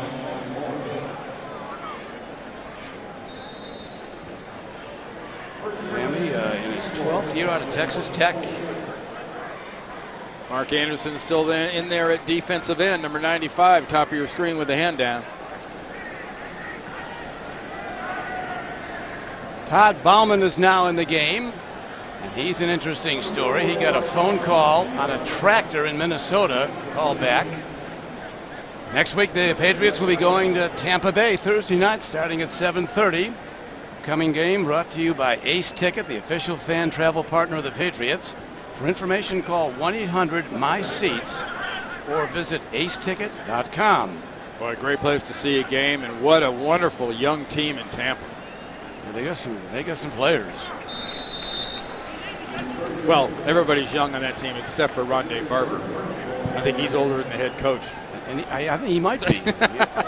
He Morris, but Todd Bauman, who's in there, he was. This is his 7th stint with Jacksonville in the last 5 years. He's 39 years old. He was harvesting corn on his father's farm in Minnesota. They actually called him on the tractor, said, "We need you." I bet his dad doesn't pay as well as Jack Del Rio. No. He's a team guy. Here he is back. And Luke McCown had a little rib problem. I was talking to, former Jag great Tony Baselli before the game. He was interested to see when exactly if they played Bauman, but Bauman being in must mean they're pretty concerned about McCown's rib getting re-injured. And also the starter, David Garrard, is out because he has an ailing back at the present time. So we've gone with a rookie, Blaine Gabbert, in the first half, and now Todd Bauman is in there. And in these preseason games, how often do we see this? I mean, the whole idea of the line moving early happens quite often when you get the new cadence in there. After the one quarterback, Garrard's been there, and suddenly a couple new linemen, new quarterback, and you got people moving all over the place. And that makes it third down and 13 with the ball is position.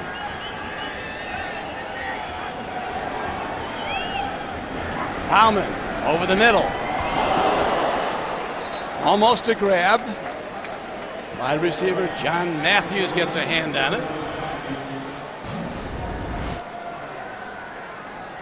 Yeah, that was pretty. There wasn't much there to hit.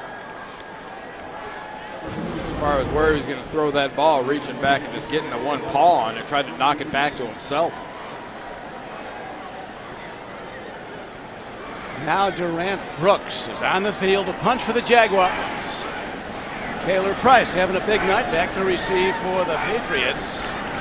Standing at his 34. Booming punt. From the 30, Price finds a lane. Block in the back, brings it back. Just allowed out, it all comes back. Don Carey finally got him down, but it was a minimal block in the back, but certainly was an infraction, and it was called. During the return, illegal block in the back by the receiving team, number 24. 10-yard penalty, first down. Don, you and Ed Hockley, you got the simpatico thing working tonight. Got like a hotline up here. Jonathan Wilhite might have been the guy who blocked in the back.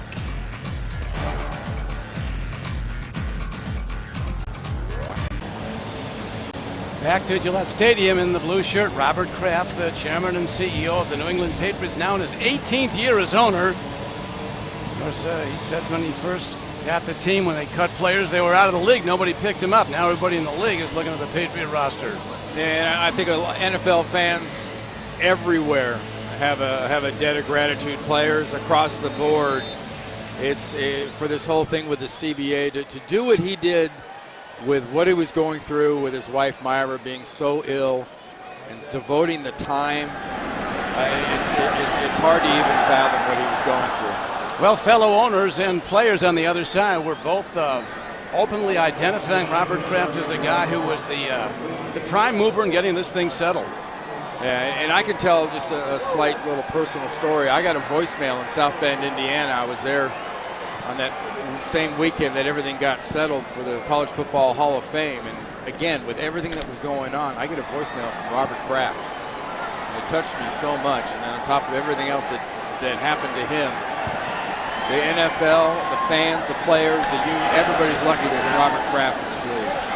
You were out there for the College Football Hall of Fame. Congratulations on that. As right now Ridley turns the corner and puts up another good play. Terrell Whitehead finally gets him down. There's a gain of 21 yards. Yeah, I think maybe Ridley's surprising a few people in the offices upstairs above the locker rooms at the Patriots. You draft a guy, you see him on tape, you see him in practice, and suddenly he moves at a different speed when there's live stuff going on. Randy had a chance to go out of bounds on about the 42-yard line. How many times do you really see a rookie turn it back up and fill, pick up an extra 6 yards? He did a heck of a job. 13 for 85 yards and 2 touchdowns so far. Good fake. Frees up an open man. Hall's inside the 25 and down to the 20, and still working hard is Buddy Farnham, the former Ivy League Player of the Year from Brown from nearby Andover, Mass. This was Hometown, a 25-yard gain. And there's an example of what Zoe was talking about in the first half and a little bit in the last drive. Timing just a little off, ball's a little low and late.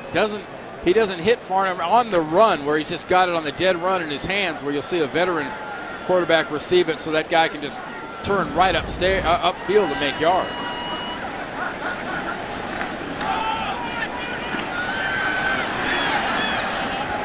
Boy, Ridley really runs hard. And Buddy Farnham, and if you look at a guy like Buddy Farnham, I don't know if it's the number, but there was another guy that wore 13 by the name of Bam Childress. Made tons of plays during the preseason, but you talk about a guy that's been around, that gets reps, they've moved him around.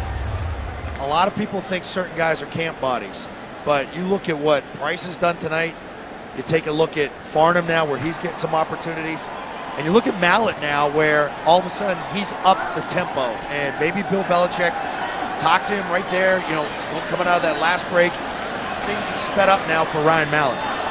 And I think so. One of the untold stories about all these guys in camp, everyone is a good player. It's not like they're going out in the street and saying, hey, young fella, you want to try out for a football team. Every guy is a select player who played at the upper echelon of college football. And that's the tough part, Don, is they've stockpiled so many draft picks. And you look at the amount, especially at the top of the round.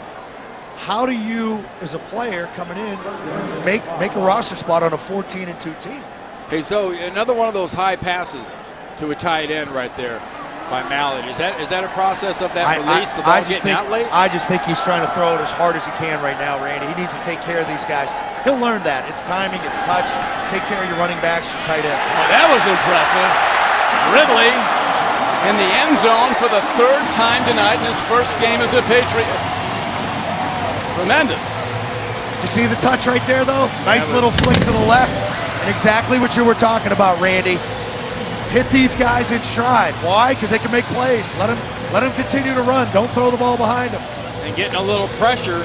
Couldn't really step up into it, but it was delivered perfectly on stride. Nice job by Ridley. Ridley is showing out tonight. 91 total yards right now and 3 touchdowns. We talked about his good hands, and he surely showed them there. And when he catches it, he's not done. Off he goes. Touchdown bound. 32-9 Patriots. Ryan Mallett is tonight's fresh taste brought to you by Subway, the official training restaurant of the New England Patriots. Rookie from Arkansas, tonight's fresh taste, fresh face, brought to you by Subway. And remember, we talked about evaluation, and you're getting really a nice chance in the first half and the second half to evaluate where this Patriot football team sits with their backup quarterbacks. Good hands in Hoyer, and it would appear pretty good hands in the young man. McGee runs it back for the Jags. Making a move. Will Hudkins over, makes a hit, penalty marker flies in.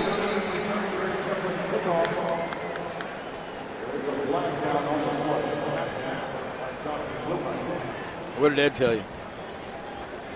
Another block on the back, you think? Yes. Yes, I believe it is. Legal block in the back. During the return, holding by the receiving team number 30. He held him in the back. Held him in the back. Penalty is enforced from the end of the run. Jacksonville keeps the ball. First down.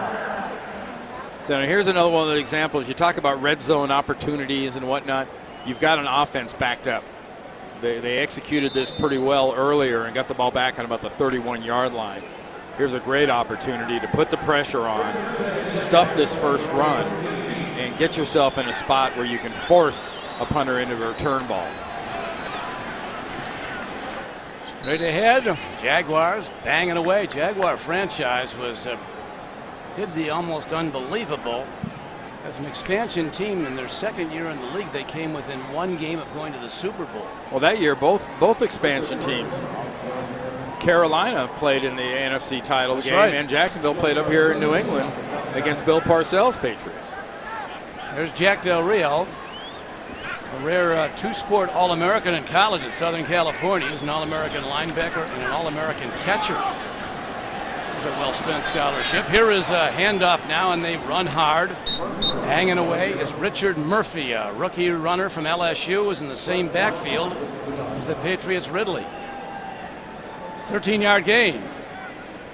Yeah, there's no shortage of talent in the SEC. Everyone knows that. But I tell you, a place like LSU, there are kids, if they're resilient enough of demeanor and sort of character, they can get a chance to play in the NFL, even if they can't get a chance to play at LSU.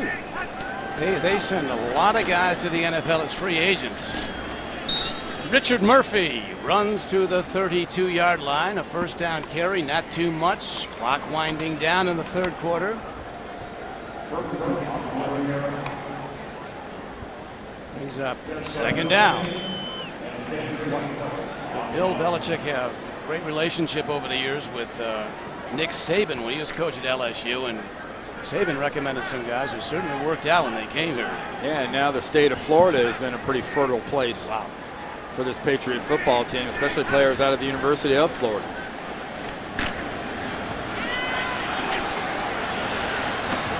This guy Murphy, he's got some moves, banging people. Wilhoit finally knocks him out of bounds. It wasn't easy. 19-yard gain. He's getting some help too. You got receivers blocking downfield. Nice job there. These DBs have got to get off that jam. And you mentioned Florida there too, Randy. Well, Charlie Weiss taking that job down in Florida. I cannot wait to see how the defenses in the SEC respond to that offense he's going to run. Well, I'll tell you one thing. John Brantley, their senior quarterback, had to be doing backflips when he read that. Charlie won't be running a down-the-line option, that's for sure. He's going to go with a pro offense.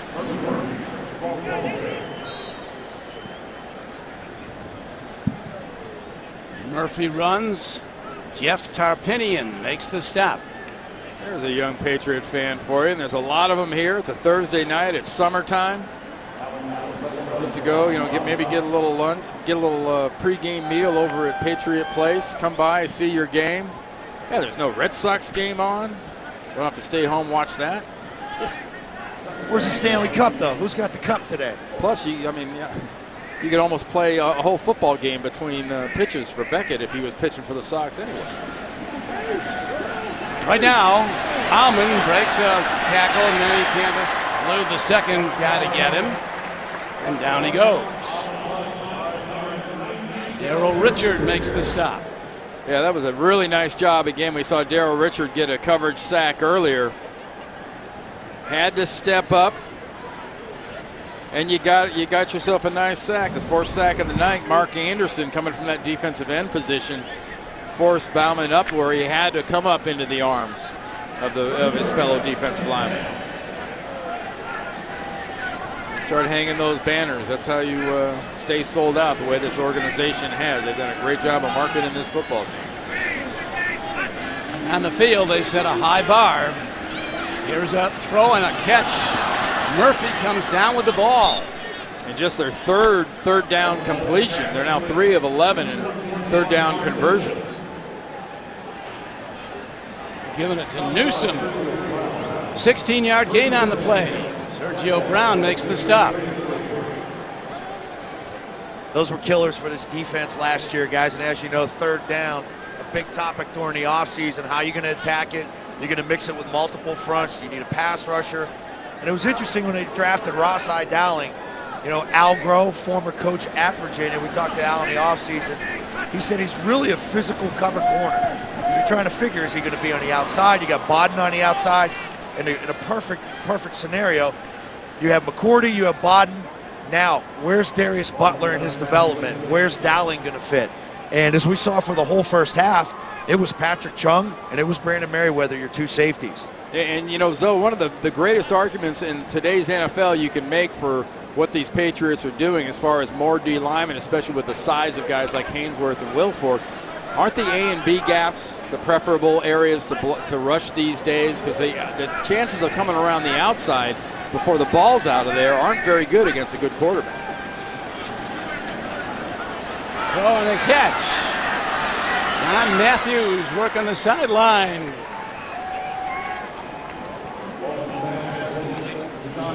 Bauman, the 39-year-old backup who's come in, a 19-yard gain on the play. Yeah, that was a pretty play by Bauman. He's had a few of them, and one of the things is the consistent pressure, and we're rolling a lot of bodies in and out here on both sides. But right now, physically, this offensive line for Jacksonville is doing a pretty good job on the front seven of the Patriots. Right now they are. To the run, that is Murphy, Richard Murphy, straight ahead, and that'll do it for the third quarter of play. So after three quarters at Gillette Stadium, it's the Patriots 33, the Jaguars 9.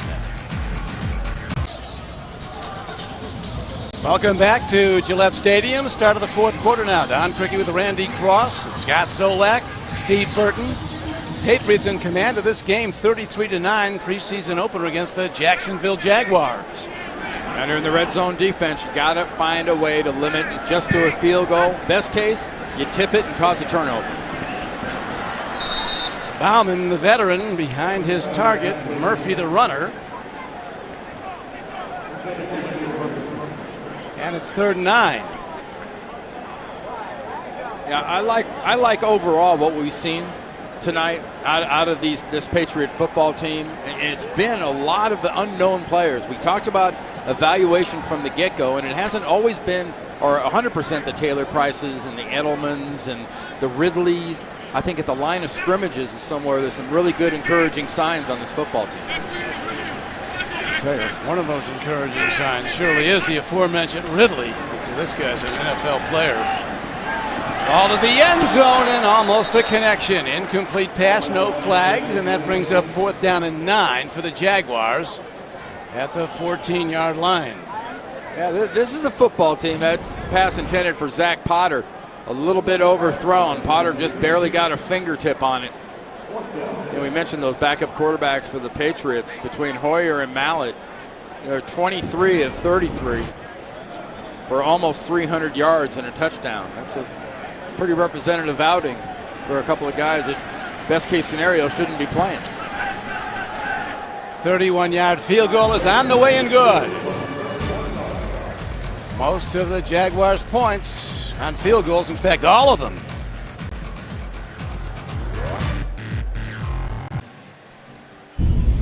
Patriots lead Jacksonville 33-12 right now in the fourth. Well, let's take a look at the Toyota drive of the game. We got to go back to the third quarter. You like Ridley, you like Mallett. Well, I tell you what, 6 plays, 67 yards. Best case scenario, it only took him 2 minutes and 8 seconds. That's bang stuff. Nice little flip right there at the end by Mallett to Ridley for the touchdown. You gotta like what you've seen so far out of these rookies, guys. I know that the defense has been somewhat vanilla, but offensively, it seems like they've gotten a little bit more exotic as the game has gone on, where we worried coming into this game the offense was behind the defense. And then you come to Randy, as you pointed out at the outset, this is, as Bill Belichick told us, an evaluation game, so everybody's under review, and reviews are very good on some young people. Ross gets out to the 20 for the Patriots, and they'll go on offense there, 1st and 10. Greg Ellingson was on the stop. Hey, Zoe, I'd be interested to get your view on this. Brian Mallett, physically, everybody loved this kid. Now, the knocks on him were kind of personality, off the field related. Sure. Is this as good of a match between this organization, this situation, getting him around Brady as it would seem? It really is, and you've got to have a guy like that, and not to say that there's anything wrong with Ryan Mallett, but go to a veteran team where you have strong character guys within that locker room. We've seen it with Corey Dillon. We've seen Randy Moss, how it turned out for 3 years here, and now Chad Ochocinco wants to come here, Hainsworth, and you got the rookie Mallett. Draft day, that board and that war room, they had this kid ranked #1 out of all the quarterbacks, including the kid across the way in Blaine Gabbert. So we'll see how things go. We're not expecting big things out of Mallett. Yeah. Let him develop. You got Brian Hoyer, Brady, Hoyer, this kid. That's a nice 3. It's interesting. Tom Brady said if he came, of course, in the 6th round, 199th pick. He said if he went as a very high pick and went to a lesser team, he said he very well might be either a 3rd stringer at some place or out of the league. He said he had learned a chance to develop. He played behind Bledsoe, learned from him. Sorry, Don, but that was a laser. Yep. Yes. I mean, I know you guys are up in the booth. I'm down here. He had smoke on that one. And that he threw that down. There's the value of being 6'5" with long arms. One of the problems with lasers, sometimes your guy skips off him. A penalty marker is down on the return. That ball bounced right off the receiver's hands. Skips the ball off people if you throw it too hard. Well, a little bit like what Zoe was saying earlier, kind of overthrowing at times. Take care of these guys. Put it where they can catch it. Now, granted, Price should have had that one. Both hands are on it. He should catch it. Before the interception, personal foul, unnecessary roughness defense, number 49, a hit against the defenseless receiver. That 15-yard penalty is enforced from the previous spot. New England's ball, first down. Mike Lockley, linebacker, called for a hit on a defenseless receiver. There's Lockley. That's the second hit by a Jaguar against a defenseless player. They knocked linebacker Christian Cox out of the game. And wow. No, that you want to talk about helmet to helmet? That is the definition of helmet to helmet. That's got no place in this league. And that point will be made very strongly to that young man. Well, the league office in Park Avenue, they make the call. And sometimes there's a big number expected. And frankly, I know how we all grew up seeing football, but this game is changing. It's not just the CBA that's changing the game of football. You have to adapt. The athletes are too good. They're too big. They're too powerful. You have to learn a new way of tackling like that. You cannot lead with your helmet. You just can't do it. It's lethal. Well said. I couldn't agree with you more. I mean, particularly to a defenseless opponent. I mean, and you have to nod your head and say yes when you hear defenders go, well, I've been taught this all my life. Well, like they told the dinosaurs, adapt or die. Yeah. How'd they do? Not well, as I recall, but it's a couple left. They were a couple classes ahead of me, too. That's another age. The quarterback went into the slide before the ball came loose. He's down as soon as a part of his body hits the ground. He declared himself down when he began his slide. No matter what he did after that, losing the ball doesn't matter. The play is dead where he began his slide. He declares himself down, according to the rule book. And the left tackle, Maneri, just got sort of walked back into the back of the pocket. Mallett felt that room to move inside, and as soon as you go into that slide, it's right where that ball is when you went for the slide. It's first down here. 4th and 2.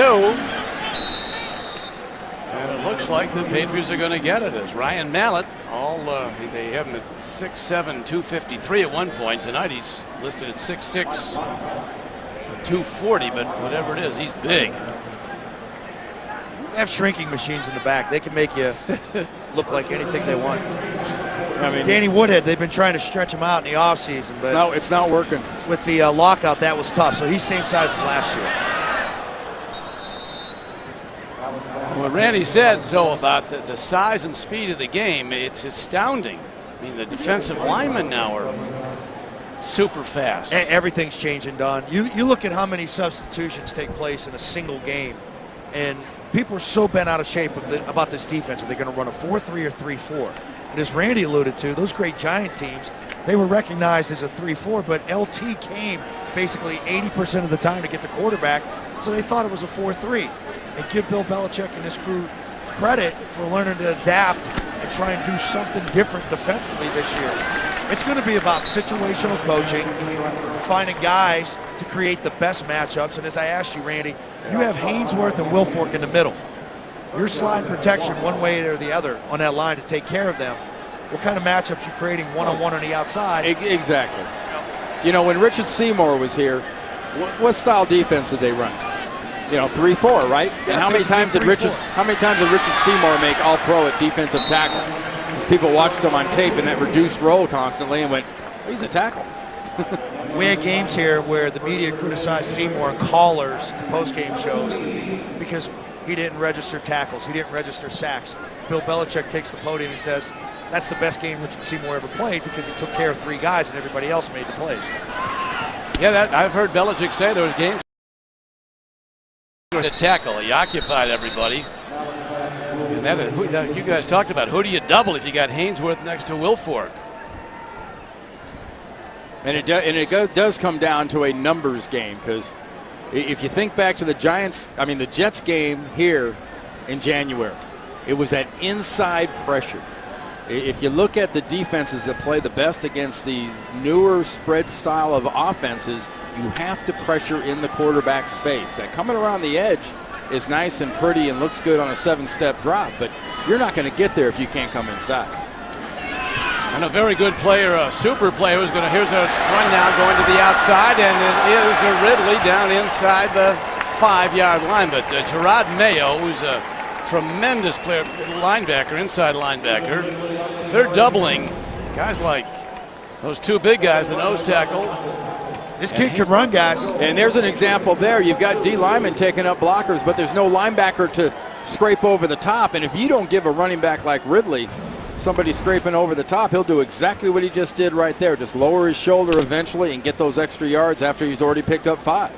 Well, what he does very well is get into the end zone. He's done it 3 times. He's about to do it again. Oh, they have a new guy in there, and he's going in. Up the middle for the score is Richard Medlin, another rookie. And let's give some credit too up front. Talked a little bit about the guys earlier and the nice job they're doing. You know, Nate Solder's been in there, Omberger's been at center, Austin's been at guard. It's been a group compass and whatnot that's been in there. The tight ends have been in. Mark LeVar's been in there at offensive tackle. It's been a mixed group, but the offensive line's done a very nice job of producing against this defense. Gostowski hits the point after, and the Patriots continue the onslaught as they lead 40.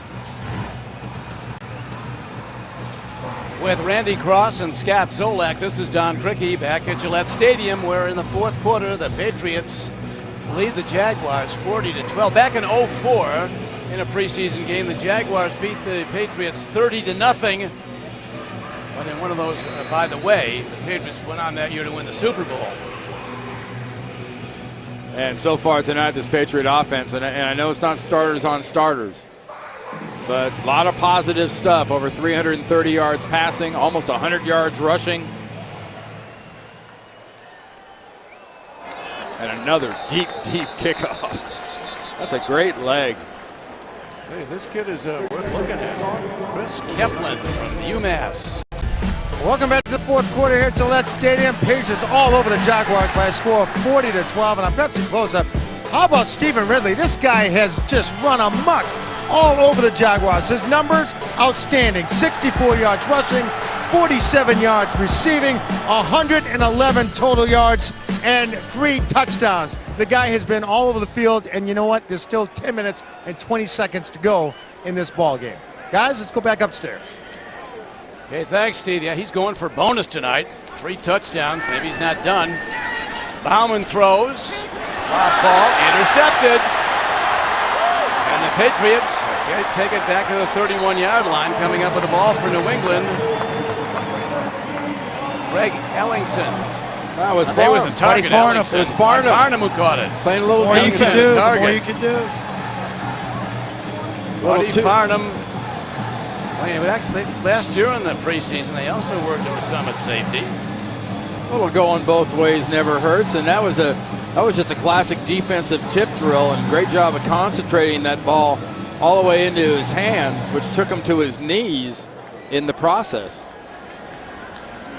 Bill Belichick has often talked about maximizing your lineup. If guys can play more than one position, their value goes up exponentially, like right now. The Patriot defense with 4 sacks and a pick tonight. Yeah, 4 sacks and an interception, Don, and this interception coming off a double deflection. Nice job by Farnham looking that thing in. Defense has also held the Jaguars under 200 yards, but you know, let's be honest, and Bill Belichick will point this out no doubt a little bit tonight, but more tomorrow and whatnot, is you're playing against a rookie quarterback, and you know, let's put this all in perspective and just use it to build from and kind of, you know, put it aside and move on from here. Randy, you spent 13 years in the league with one of the great teams, the 49ers. What would, after a game like this, what would the process be, or what will the process be for these two teams, and in particular their coaching staffs? Bill Belichick handles things extremely, I think, different from a lot of coaches. Bill doesn't really care about the results. He cares about the situations. Like Zoes keeps talking about the situation in football. That's what he cares about. He cares about the red zone. He cares about, what a running back does with a block like that with a lineman out in front of him. There's just the little things. It's coaching and coaching and coaching and building your technique in those situations. That was Medlin who ran well. But how about the initial evaluation comes with the position coaches of each of their players? Yeah, that's done. You evaluate what's happened. You look at this game, and now does it change your opinion? How much different have some of these guys looked to you in a game situation than they were in practice? Because there's guys that just jump off the tape in game situations and don't look like much in practice. That's reality. And the reality is also the 30 other teams in the National Football League will have somebody reviewing every play of this game. And every player. Well, we saw Maneri, the left tackle, Don, get walked back into the backfield one time, but we've seen him out in front, lead blocking. Here he's going to pull around in the corner, again leading. He seals that edge, gets one block, gets two blocks. Does a nice job of enabling Medlin to get pretty darn close to the goal line there on his jump. Medlin stopped as the Jaguars are hunting the ball. Slade Norris tried to rip it away. Patriots heading next Thursday night to play a tough Tampa Bay Buccaneer team in Florida. Buccaneers, a lot of people think a real quiet dark horse in the NFC. Yeah, remember they finished 10-6 last year. They and the Giants did make the playoffs at 10-6. Yeah, that was pretty unusual to see that happen. What happened in the NFC last year, and you get a team like that, one of the lower paid teams in the league, a lot of young players. Medlin is in. Touchdown Patriots. Everybody getting some now. It's a 46-12 game.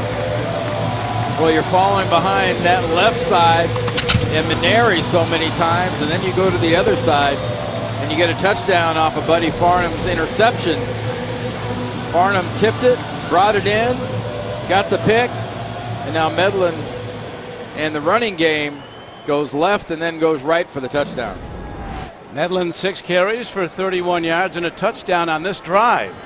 Guy Sammy Morris, too, got to be credited. Yep. Every single goal line situation he's been in the game. That's about the third lead block he had on a rushing touchdown. That's a tough job for a veteran to do.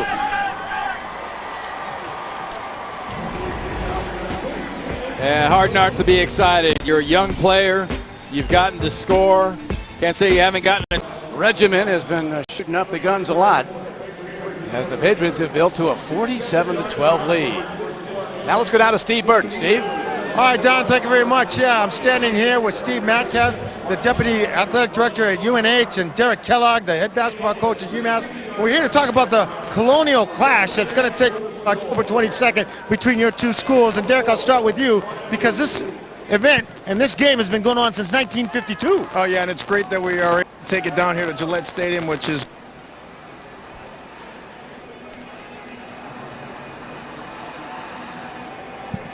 Hey, we have a temporary mic problem on the field. We'll get back to Steve and his guests in a moment. As Chris Keplin's ready to kick off again. He's from UMass, and this man can kick off. This kid could put it through the uprights. We haven't seen him do that yet, but on kickoffs, it's about all we haven't seen him do. High spinning kick, carries into the end zone again, 5-yard deep. Here comes Scotty McGee. Penalty marker down. And you got to think it's an infraction on the legal block. Could be an illegal block or illegal three-man wedge by the receiving team. Yeah. Half the misses from the spot of the foul. Jacksonville keeps the ball. First down. See, even if you get three players in a relatively close proximity with no intention of being a three-man wedge, they see that that flag is going. Bang. It's coming out of the pocket. See right there? That was a three-man wedge. They weren't going to block his three, but you get that close, that's all they need to see. It's going to be a penalty, and that's a player protection. That's a safety issue. In the days of yore, when the wedge was legal, that middleman on the wedge, that was not a glamour position. Battering ram. Right now, they run a battering ram offense, trying to get some yards. Tarpinian comes in to make the stop. As the game clock winds down to 7:18, the Jaguars were an early leader in this game, 6-0 on a pair of field goals off their first two drives. Then the Patriots took over. Now they command the game 47-12. And besides the yards given up, the sacks, the interception, another plus for the defense for the Patriots is 4 incursions into the red zone by this Jags offense, and they've had to kick field goals all 4 times. All the Jaguars have is 4 field goals in the game. Pass intended for a rookie, Tommy Gallarda, rookie from Boise State at tight end.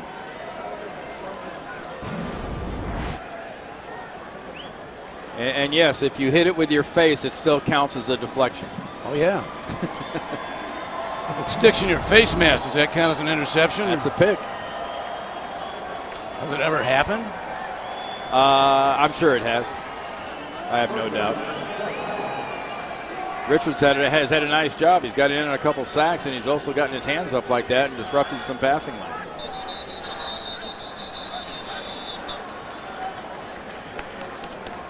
False start, offense, number 17. Half the distance to the goal. Still third down. Man, that was Landon Cohen, the defensive tackle, got one heck of a jump at defensive end on that quick move. Todd Bauman's lucky that whistle got blown and that flag got thrown. He got planted. Bill Belichick, and I'm certain that Jack Del Rio concurs, the first goal of training camp, the goal always is try to improve today. As the competition is fierce to make these NFL rosters particularly with so many players in camp. And you mentioned, evaluation and how does it happen. Very simply, just go back to the fundamentals of what you've seen so far tonight.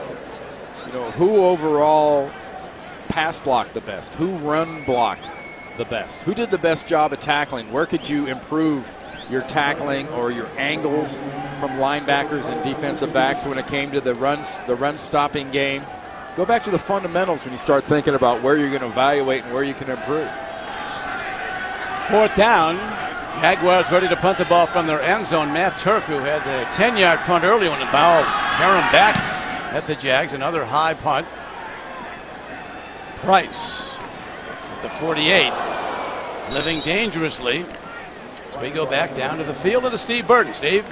All right, Don, thank you. I'm standing here with Steve Metcalf to my left, the Deputy Athletic Director of UNH, and Derek Kellogg to my right. He's the head basketball coach at UMass. We're here to talk about the Colonial Clash that's going to take place on October 22nd, football game between your two schools, and it's been happening since, 1952? Oh, and absolutely, and what an honor it is to bring it down here to Gillette Stadium in front of what was upwards of 30,000 last year, and we're looking forward to a big-time game in what I think is the greatest venue in the world today. Yeah, a lot of fans turn out for this game, don't they? We had fans from all over the place, and I've talked to fans that are flying in from around the country this year that come to the game. I mean, like Derek said, we had a lot of people here last year. We expect more this year, and it's a great rivalry between our two schools. Was it a pretty good game last year? We thought it was a great game. I'm not sure what Derek would say. But you guys can bounce back. Yeah, UNH won last year. Oh, absolutely, but our guys are ready. They're working hard up there on campus at UMass. Coach Morris got them ready to go, and I'm anticipating a big-time atmosphere with a lot of fans coming down from UNH, from UMass, and it's going to be a big-time contest. And it's a great idea to have it here at Gillette Stadium. Yeah, like Derek says, world-class facility. It's a great place to showcase college football in New England. How do you get tickets? Ticketmaster, they're on sale already. All right, guys, good luck to your two schools. Thanks, Steve. Represent. Thank you very much. Let's go back upstairs, guys. Back to you. Okay, Steve, what a thrill for the also to come to play at Gillette Stadium. Yeah, the football fans here in the New England area do an absolutely wonderful job of supporting, the college football in the Colonial League and just in general, because college football is such a unique sport. I love the NFL, but college football too, especially in some of these smaller schools, is just different than any other kind of football you're going to find, even in a high school situation. You look at a guy like Danny Woodhead coming out of Little Chadron State. These are small schools, relatively speaking. Yeah, they got talent. Of course, the first goal of any NFL team is, and always, is to win the division. And New England has won 7 of the last AFC East titles. Because if you win the division, no matter what your record is, you're in the playoffs. There's been years that you talked about the 10-6 not making it last year. How about over the years, the 11-5s who haven't gotten in? Yeah, there's no doubt. And New England they made it hard last year with that 14-2 on anybody else trying to get home field advantage. And I'm not sure these days, short of a snowstorm somewhere, there isn't, if that home field really exists. And I'm not sure. I watched that Giant Packer game, as cold as it was, and the Giants looked like the home team in that championship game a couple years back. Medlin gets another carry. There you go, my first Pats game. Go Pats. Love to see the kids, and one of the memories they'll have is watching Medlin running the ball with some pretty good blocking, but great determination, breaking a block and diving forward. These runners, I mean, it's interesting. When we talked with Julian Edelman a couple days ago, he talked about his attitude, and he said it's really the attitude of everybody playing. You play every day, and practice every snap, every game like it's your last, because that's how hard you have to go to make a roster. Well, there's a really simple way to approach it as a team, both offensively and defensively. A practice, a day. You know, just your theme should be, besides improving, which is I think kind of an obvious thing. You always want to get better. Win today. As an offense, win today. And what's your goal? Just win. Win the 9-on-7 drill, win the 11-11 on drill, win who runs the fastest to the side. It doesn't matter, just win. And it becomes an attitude. It's really contagious. And as you can see here with this group, it's definitely contagious. The Lombardi axiom, all there's ever going to be is the next snap of the ball. Know your job and defeat your opponent. Medlin, 5'11", 200 pounds from Fayetteville State. Tell you, he was mentioned by the coaches when they talked about guys in training camp that have flashed, as they say, that have shown a burst. And we've seen a little bit out of those two. Hoyer, who you knew about, but now Stephen Ridley and the job that he's done. And all Medlin's done here in the fourth quarter, 13 carries, 53 yards, and 2 touchdowns. We talked about, evaluation and getting your chance, and it's all you can do as a young player is put what you can do best out there for not only this staff, but all staffs to see. Everybody's evaluating everybody, and when the cut-down days come, it doesn't mean you're out of the league. And that's why Bill emphasizes so much, even when he talked to us yesterday, I can't be wrong on my young guys. I got to be right on the young guys. Hey, San Diego cut Wes Welker. Be a great idea, and we've got an applicant here early on. So we got the Xbox, he's got the internet connection, he's got the room for Chad. So all he needs is, you got to check that box right up there. All he needs is Chad to show up and claim his room. Somebody said, "Are you kidding?" He said, "Have I ever lied to you?" He's planning to do it. But it's, you talk to the players. And the interesting line that Patrick Chung had the other day was, any words of advice, best way to get along here as with the Patriots to a new guy? He says, yeah, play as well as you can and shut up. Yeah. Chad's never been real good at the latter, but he could prove to be really good for this offense, and I think he'll end up fitting in quite well. He's got numbers, 10 years with the Bengals. 751 catches, almost 11,000 yards, 66 touchdowns. The room for rent. I'm not sure Chad ever mentioned paying for anything. I don't think that's not part of the process. Yeah, he was going to live with somebody, but I don't think he was going to pay you. No, that is not part of the consideration. You are his host. Here's a formation you love to practice.